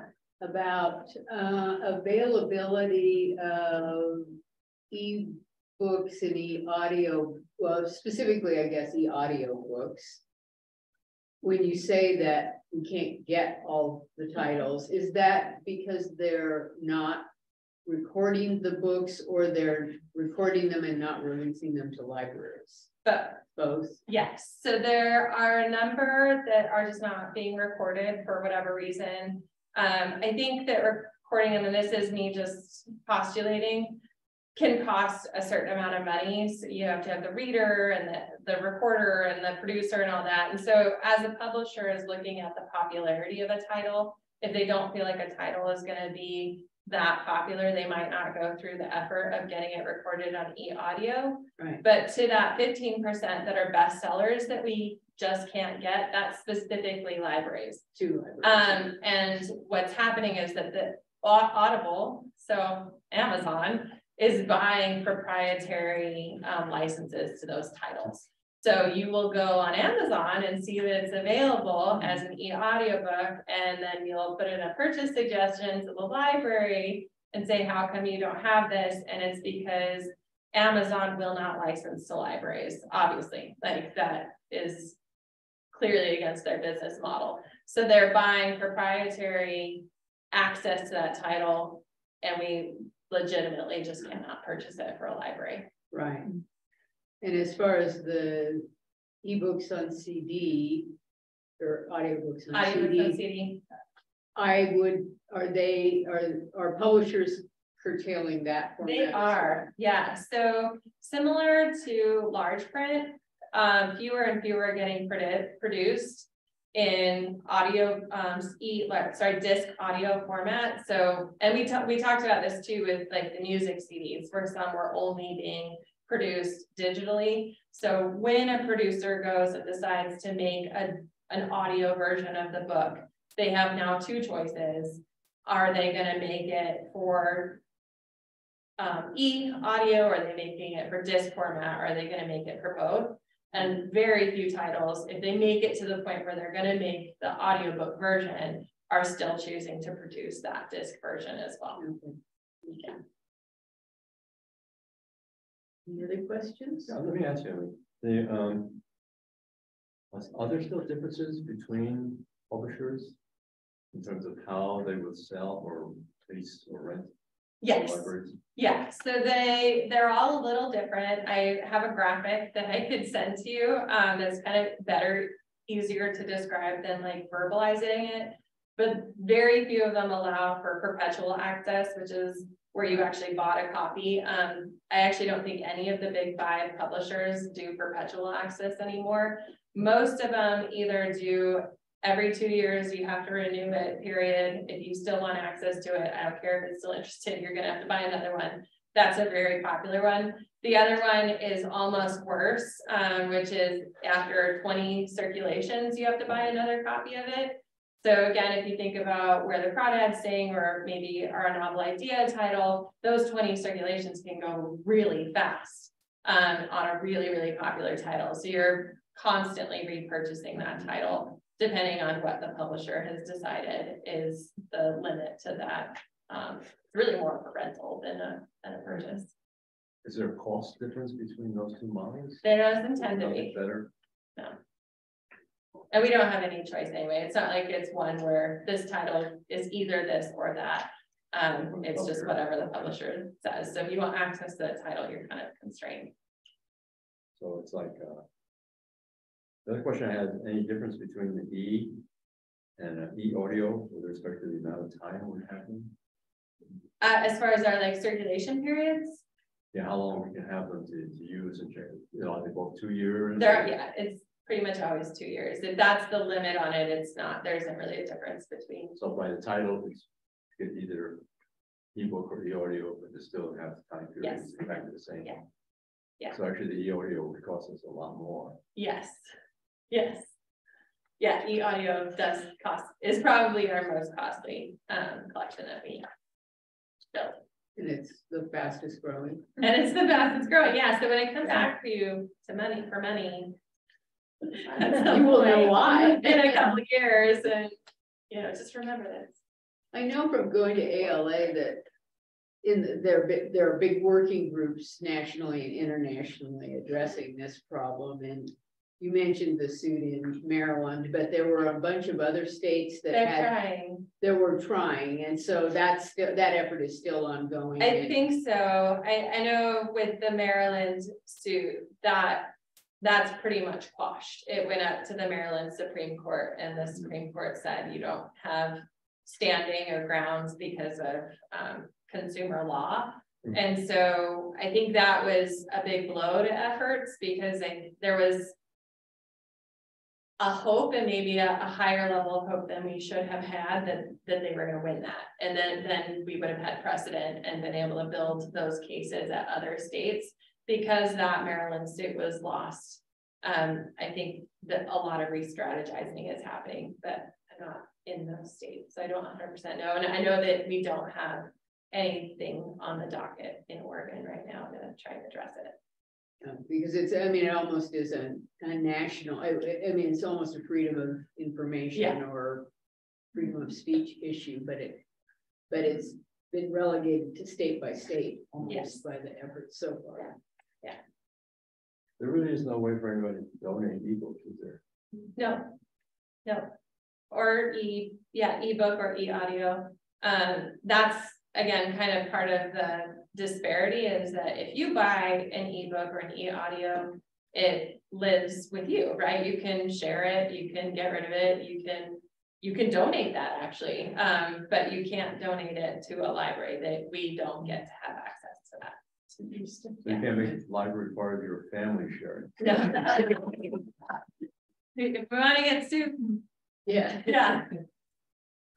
Could you make an individual librarian? They want to get sued. You can try it, but you might want to consult counsel before that option is investigated. I had a question about holds ratios. Yeah. And I know we're constrained in physical items by our building sizes, but it seems from the comments that I get from the public that holds ratios have been going up. And is that just perception, or is that accurate? That's definitely perception. Okay. So with our print collection, we haven't adjusted our holds ratios purchasing it at all. So we're at 3 to 1. Still 3 for our print. For our digital, that is, we attempt to keep between 5 to 1 or 8 to 1, but a lot of it is based off of how much that item costs. So you probably are spending or waiting a little bit longer on digital. Okay. And it's because we just can't keep up with the dollar amount. Okay. All right. That's good information. I thought it was interesting. Weiss Book Club was looking for a specific book, Mm-hmm. and the print book had something like 5 holds on 7 copies, so you get it. And the ebook had something like 120 holds. Yeah. And they said, never want to be able to get this one. Yeah. So I'm wondering, what is that? Is that a trend coming? People would rather wait for ebook? Maybe, I don't know, or maybe it's just how they search for it. I think one of the things that I get challenged with is when I tell people to search the catalog, they immediately open up Libby.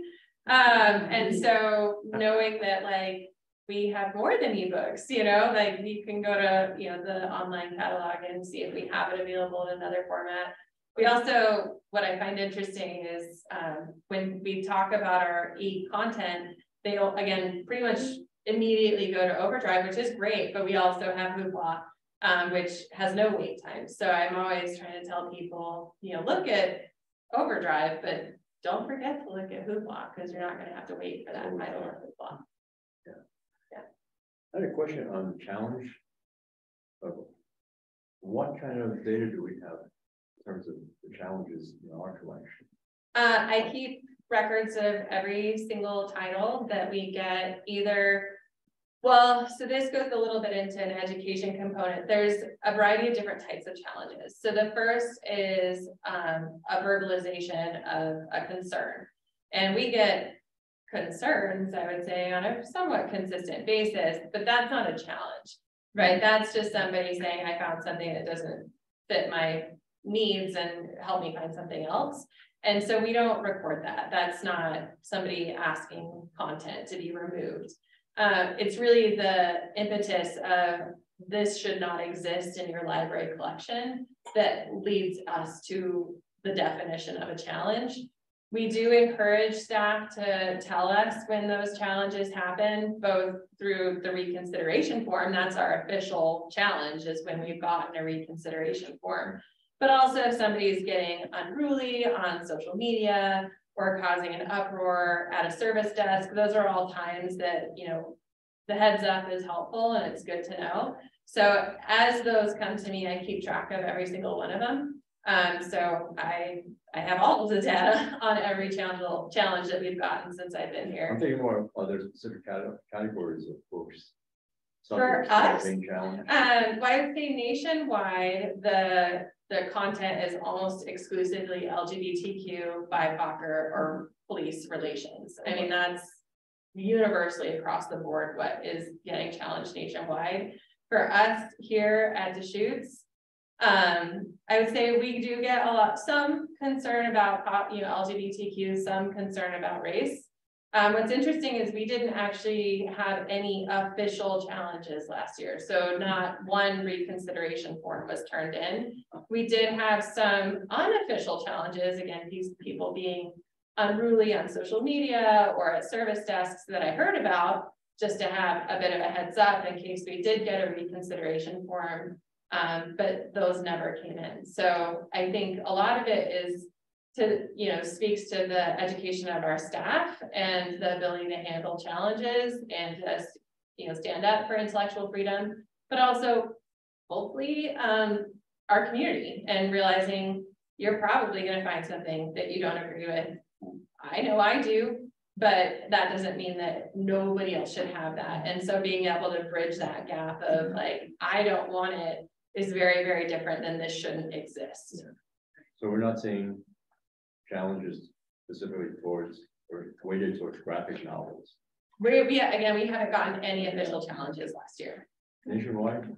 Nationwide, I wouldn't pinpoint graphic novels. I would say graphic novels do come up because of the illustrated nature of it, but it's more about the themes that people are discovering. So some folks will pull up a specific image and some people will pull up a specific passage, and it's more about the content that they're finding rather than it being an image versus a passage. Okay, any other questions for Emily? Here we have a monitoring report on this. Also. Yes, and it's one of your longer monitoring reports, which leads to one of my shortest analysis, which is basically we are in compliance with what you have stated in your policy. I added in places in your policy where you said we wouldn't fail to have some type of policy. I had those policies added in here as well. As Emily just said, there actually haven't been any appeals to us at all, let alone to the board over the last year. My interpretation is that we are in compliance with the collection development and limitation. I can't remember the last time we had one come to the board. We do get reconsideration forms that come in, Okay, to the board level. but to the board, well, not in my time here, so Yeah. not in at least the last 6.5 years. I was thinking Harry Potter might get to here. Thanks, Ray. Now I know it's not. Yeah. Knock on wood. Okay, does anybody have any questions on the results monitoring report? I'd entertain a motion if anyone would like to make one. I'll move that the district is in compliance with the collection development and executive limitations policy. I'll second. Okay, any further discussion? All those in favor? Aye. Opposed? Motion passes unanimously. Thanks, Emily. Yeah, thank you, Emily. That was great. Definitely, thanks, if you want to, I just realized. Oh, Yeah, that will help you with that. is this you? Yeah. Yes.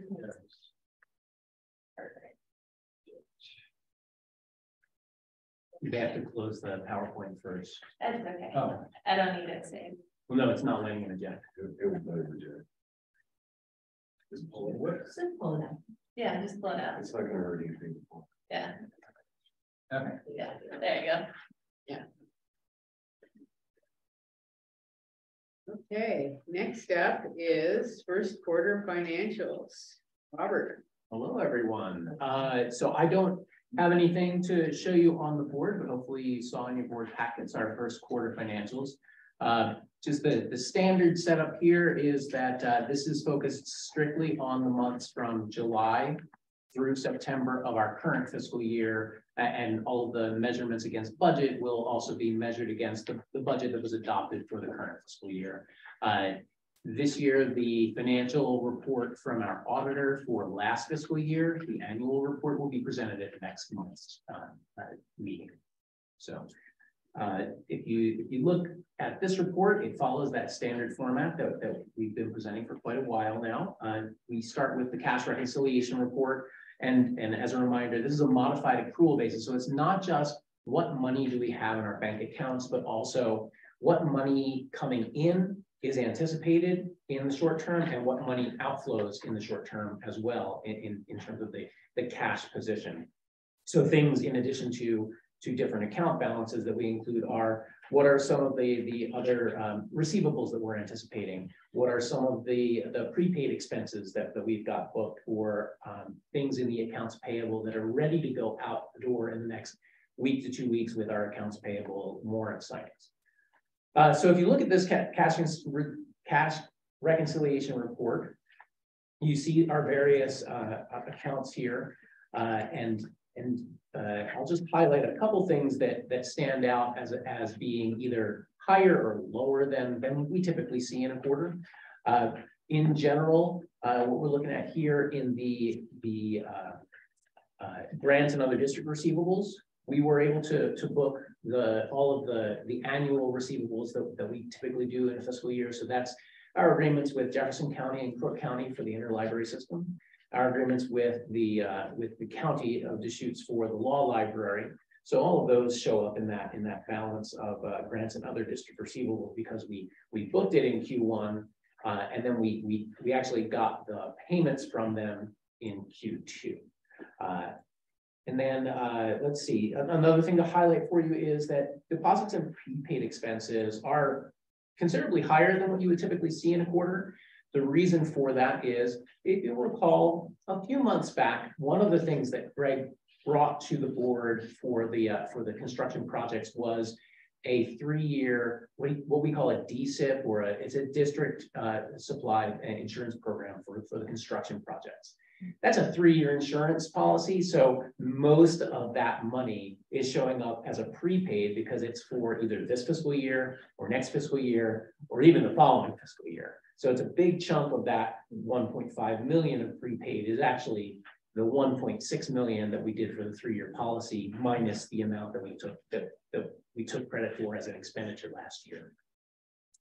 Another thing that's a little higher than we typically see is accounts payable, and that's just really for the timing. September 30th this year, if I recall correctly, it fell kind of in the middle of that AP cycle. So we had a lot of dollars in accounts payable, but we had yet to do the check signing warrant approval. And so you have to snap the line somewhere, and it's just the timing of it. And really the reason it is as high as it is because that included a big transfer associated with the earnest money deposit for Stevens Ranch. So there's about 500,000 in there. There was an accounts payable waiting to go out to the title company in anticipation of that.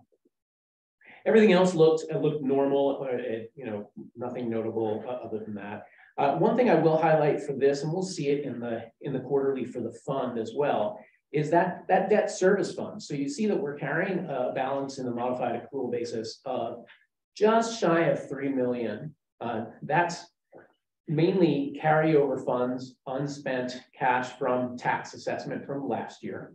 But that's good because the timing of our next payment is December 1st. So we will actually be queuing up our transfer of funds to US Bank for that interest payment in the next week or so. And the good news here is that with the most recent tax assessment, we're starting to see dollars coming through from that, and we have enough balance in that fund to cover that first interest payment without the rest of the tax year turnover being deposited. So we're in good cash position for debt servicing as well. Okay, the remainder of the report, as you recall, is a look at each of those funds in detail, and we provide a highlights document up front, but we'll kind of flip back and forth if you want. We'll go fund by fund. So first we start with our general funds, our general operating fund. Most of our activity is happening in this fund. Most of the budgetary breakdowns that you do when you look at the budget and adopt it really fall within this fund. At this point in the fiscal year, we're 1 quarter through the fiscal year as of September 30th, and we're actually resourced at about 50%. That's reasonable based on a couple of different factors. First off, the fund balance that we carried forward from the previous year, that's essentially like that's money in that 50%. That's just you just get it. You carry it forward so that in that first quarter it occupies quite a bit of the headspace of what was in the budget.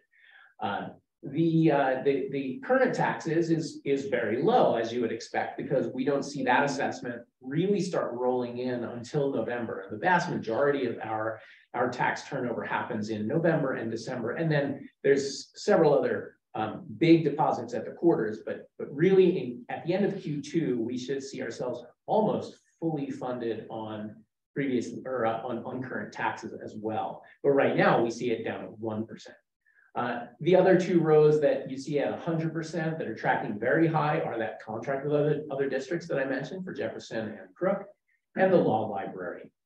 So for both of those, because we had issued that as a receivable, that shows up in this report, and then the cash actually got deposited shortly after the start of the new quarter. If we look at the next section, that's the personal services, benefits, and salary. That's tracking exactly where we wanted to see. So personal services, this is all of staff salaries and benefits, and you would expect that one to track quite closely to kind of a straight line throughout the year. So this is 25% through the year. We're funded or we're expended at 24%. So there's a little bit of margin there. Then we look at the materials and services budget. So at the bottom line, we're running at 25% expended, which is great. That's really tracking very closely to where we would expect to be here, all things being equal. Now, materials and services don't usually expend equally. And so if you look at any of the individual items, some of them were annual expenditures that happened in this quarter. Some of them are seasonal expenditures that'll happen in other parts of the year. So some run high, some run low. And as a good amount of due diligence, we try and highlight the ones that are not tracking one way or the other to ask ourselves, okay, does this make sense or not? So the ones that popped up for noteworthy expenses above 1 quarter expended were auditing, which, as we know, is an annual event. And typically we see the bulk of those expenditures happening in Q1 and Q2 of the fiscal year, because that's when we bring in the third-party auditor and they start billing us. Legal services, that one really is an as-needed basis. So we were seeing some additional legal consultations for some of the big procurements, like the one that Mark talked to you about earlier in this meeting. In last quarter, we were spending some hours with our lawyer going back and forth and saying, okay, how do we stay within compliance of all of the Oregon regulations and statutes? Another one that is higher than 25%, but expected, is our software expenditures. A lot of those software expenditures are annual license fees. And so you'll see those come up at the start of fiscal years or at certain points in the fiscal year. So you'll see kind of dips and peaks seasonally. The ones that ran less than 25% were also all as expected. So a couple of these are things where we're anticipating the bulk of the expenditures happening in later quarters. So it was budgeted properly, but things like education and travel, those budgets had in mind travel that hasn't happened yet. So that's why that's running well. There are other ones where we give ourselves a certain amount of budget, and even if it's small as a percent of expended, it's really low. So things like handyman and temporary labor, right? So non-employee labor category. We want to budget a certain amount because that's it. If you need temp labor, you're not necessarily going to know when you need it. So we budgeted 15,000. We haven't really spent any of it because we haven't needed it yet. And so that one might run at zero, or it might be that there's something that comes up where we need to bring in some temporary labor, and then you'll see that expenditure happen in those quarters. And then there are some that are just going to vary with annual needs. So things like meeting support, supplies, recruitment, volunteer recognition and staff recognition, even the use of the vehicles for things like repair and maintenance and fuel costs. So all of those they're running less than 25%, but that's okay, because that just means that we do have a certain amount of contingency built in, even at that level of the budget to handle unexpected events. So then we get down to the next section, which is capital and contingency. So I'm happy to say that if you look at the capital expenditures, that one is tracking at 25%. But when you look at it as a broad category that includes the 300,000 that we have of unanticipated contingency needs, obviously none of that's been spent because that's for contingency use. So then that makes the overall percentage only 16% expended at the end of the first quarter. For capital outlay, the big expenditures there were, I think I had presented this a couple times last fiscal year, but supply chain delays on the facilities truck. We were finally able to procure the facilities truck in the first quarter of the new fiscal year. So that shows up here. We have IT purchases throughout the year based on needs and IT's replacement cycle. So that also shows up here as our capital outlay. So those are the big drivers in that line. So overall, our net resources, we're looking at a remaining 10.5 million in this fund. So tracking quite well to the budget for the first quarter of the fiscal year. Continuing on to the reserve fund.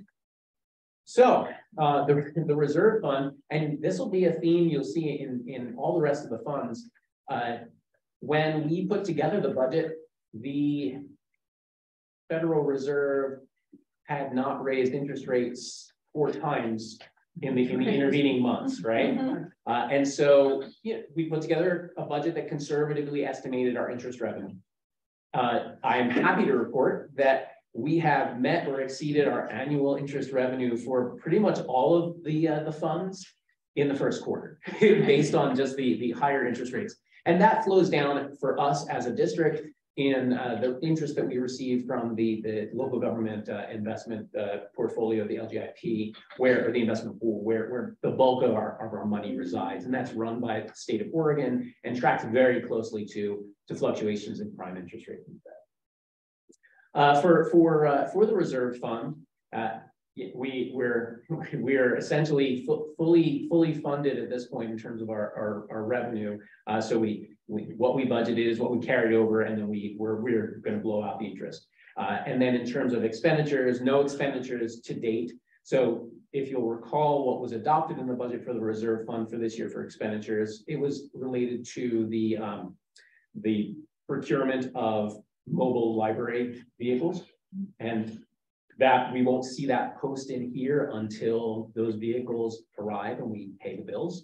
So we may see that show up towards the end of this fiscal year, or it may be like the facilities truck where we placed the purchase orders for those vehicles in the first quarter, and we won't see it for another 10, 11 months until the first quarter of next fiscal year. But right now, that budget, that capital outlay is carrying that project's capital, as well as capital outlay associated with the transfer of the costs of the land purchase for Roble Lane, because that Roble Lane purchase we're no longer going to track that from an accounting and auditing standpoint as part of our restricted bond purchase. It was originally purchased with reserve funds, and we had done a transfer, and now we need to transfer it back into reserve fund. And so those are the two big things you see in capital outlay there. And obviously neither of those have happened. Looking at the next fund, this is actually a collection of our grant funds. So rather than presenting on each individual one, we always roll that up into the grant funds category. Again, carrying forward almost everything that we had anticipated from the fund balances. Interest revenue exceeded already. The other grant monies received, again, very close to what we had anticipated. So really the only area of revenue that we're still anticipating and do expect to see later, I think maybe even next quarter, will be associated with Ready to Read 2022-2023. We've already received the letter from the state of Oregon, and we know what that amount is going to be, and it's going to be very close to the number that we had budgeted. So we anticipate by either this time next quarter, when I'm briefing you on the financial report, or in early Q3 of the fiscal year, that will be fully resourced across the grants. And then as far as expenditures go, the major expenditures here were in the Ready to Read 2021-2022 grant and a novel idea. So we'll just continue to track that and monitor it, but right now tracking about 10% of overall budgeted expenditures for grants. Then we look at the capital projects. So this is the 50,000 foot view from way overhead of the budget that Greg presents to you each month. So here we are looking at that beginning fund balance is tracking very closely to where we thought it would be when we put together the budget. Our interest revenue is almost fully funded already, 1 quarter in. Change in investment value, this one I've mentioned before, but really does track to like the book value on those bonds. The money that we had are invested in treasury notes and other secure investment vehicles. If we were to sell them all today, we would lose $3.8 million, or I'm sorry, we would lose something like $5.5 million, because if we were to sell them today, we'd be selling bonds that we bought at an incredibly historically low interest rate into a market that's got pretty high interest rates. So that would be a loser deal. This is a book value that we'll never realize if we allow all the bonds and the treasury notes to go to maturity, because basically they run to full maturity. It's not like we're trying to sell them on the open market at a discount rate. So, but we do carry that because as far as our overall value in our portfolio, that does represent a book loss if we were to try and sell those notes today.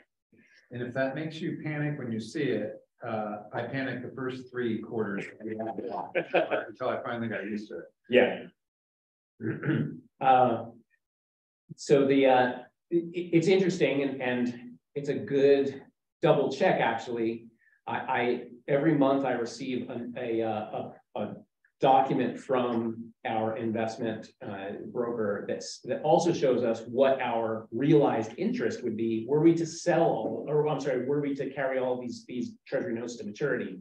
It's roughly $5.5 million. So that kind of shows you like that.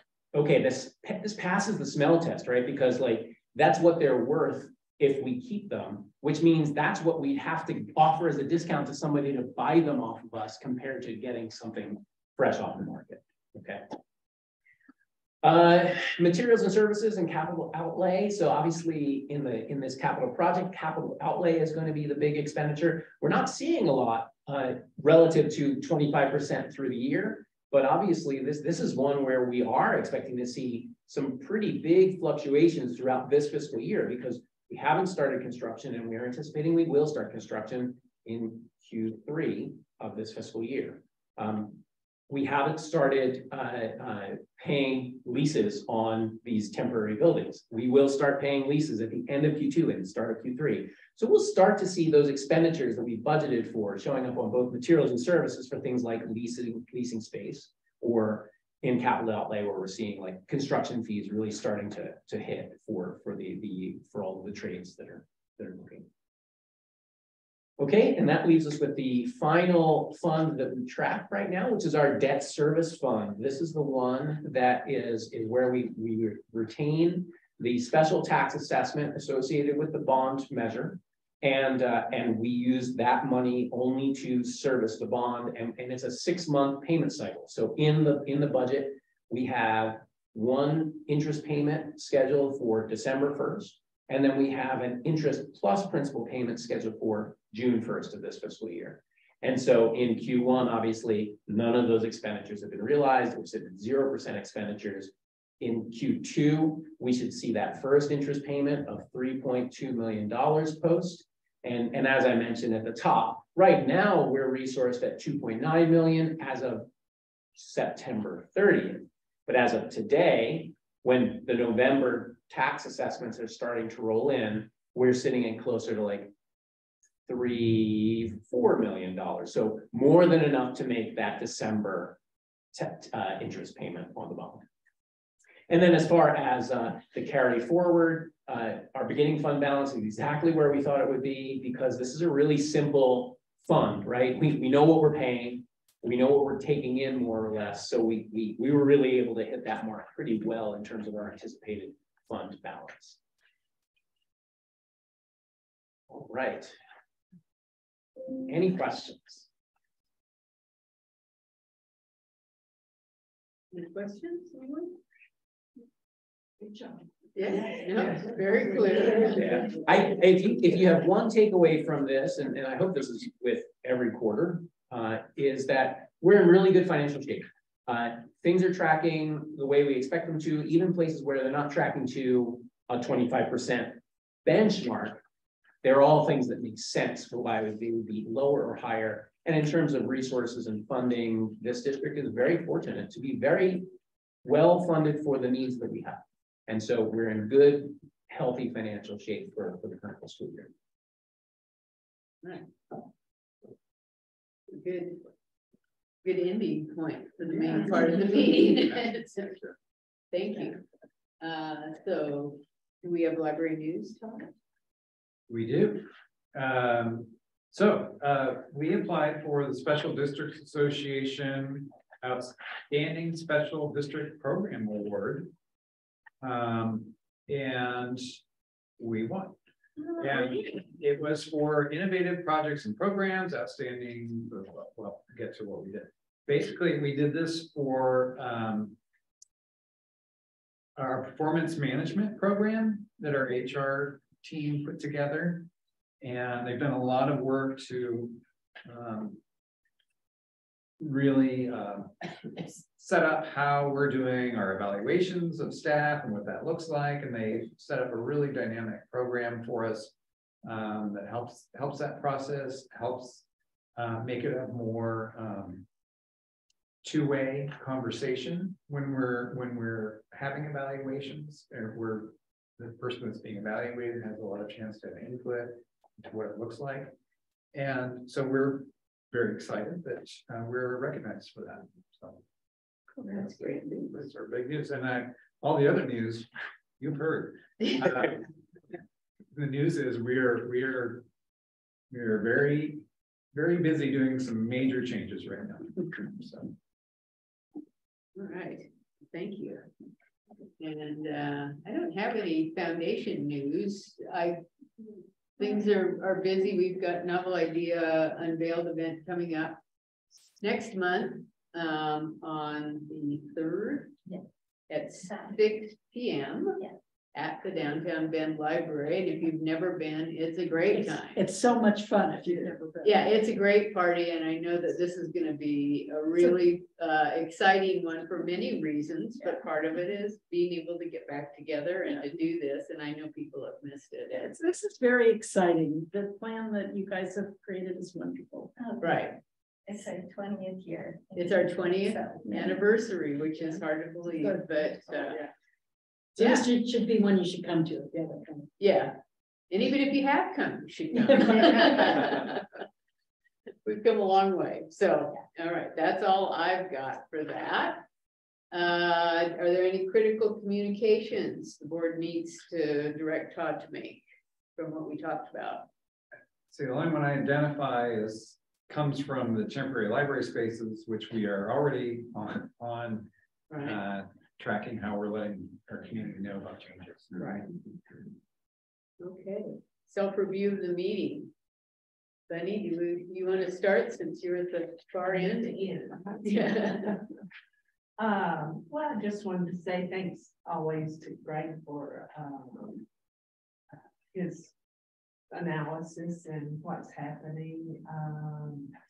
And also thanks to Lynn for letting us know about the libraries and the moves. I think that's very enlightening and important for us to be able to answer questions. They're going to come up. People are going to be shocked that our library is closed. I know that it would help me to answer those questions. And again, every time somebody comes and presents something from the library staff, thank you both. It just is so heartening that this place has employees who just think what and I think that's not always the case. So thank you very much. All right. And I just want to say my thanks to everyone here today. You know, your presentations and the information you shared. I have this vision in my mind now of the little Lego engineers. And that will be you guys running around for the next several months putting things in place. And I know, and you guys are doing an awesome job of coming together and working as a team to get that done. So thank you. I appreciate it. Yeah, I echo everything you've said. And anytime Mark wants to come for less money. yeah. Feel free. Yeah. I really want to know, I can give it, what else is better than Ben broadband? Make it happen. Cynthia? I appreciate, again, what everybody said, I appreciate everybody's reports and your presentations. Judy, I really appreciated the write-up about the individual people. It just makes it seem very, very real. And Mark, I appreciated your report. It really helped me have a good understanding of what was going on. I think that Deschutes Public Library, the people who live in Deschutes County are very lucky to have such an incredible staff. So thank you. Yeah, I can't. I've got to echo that. I mean, all the information was really clearly presented.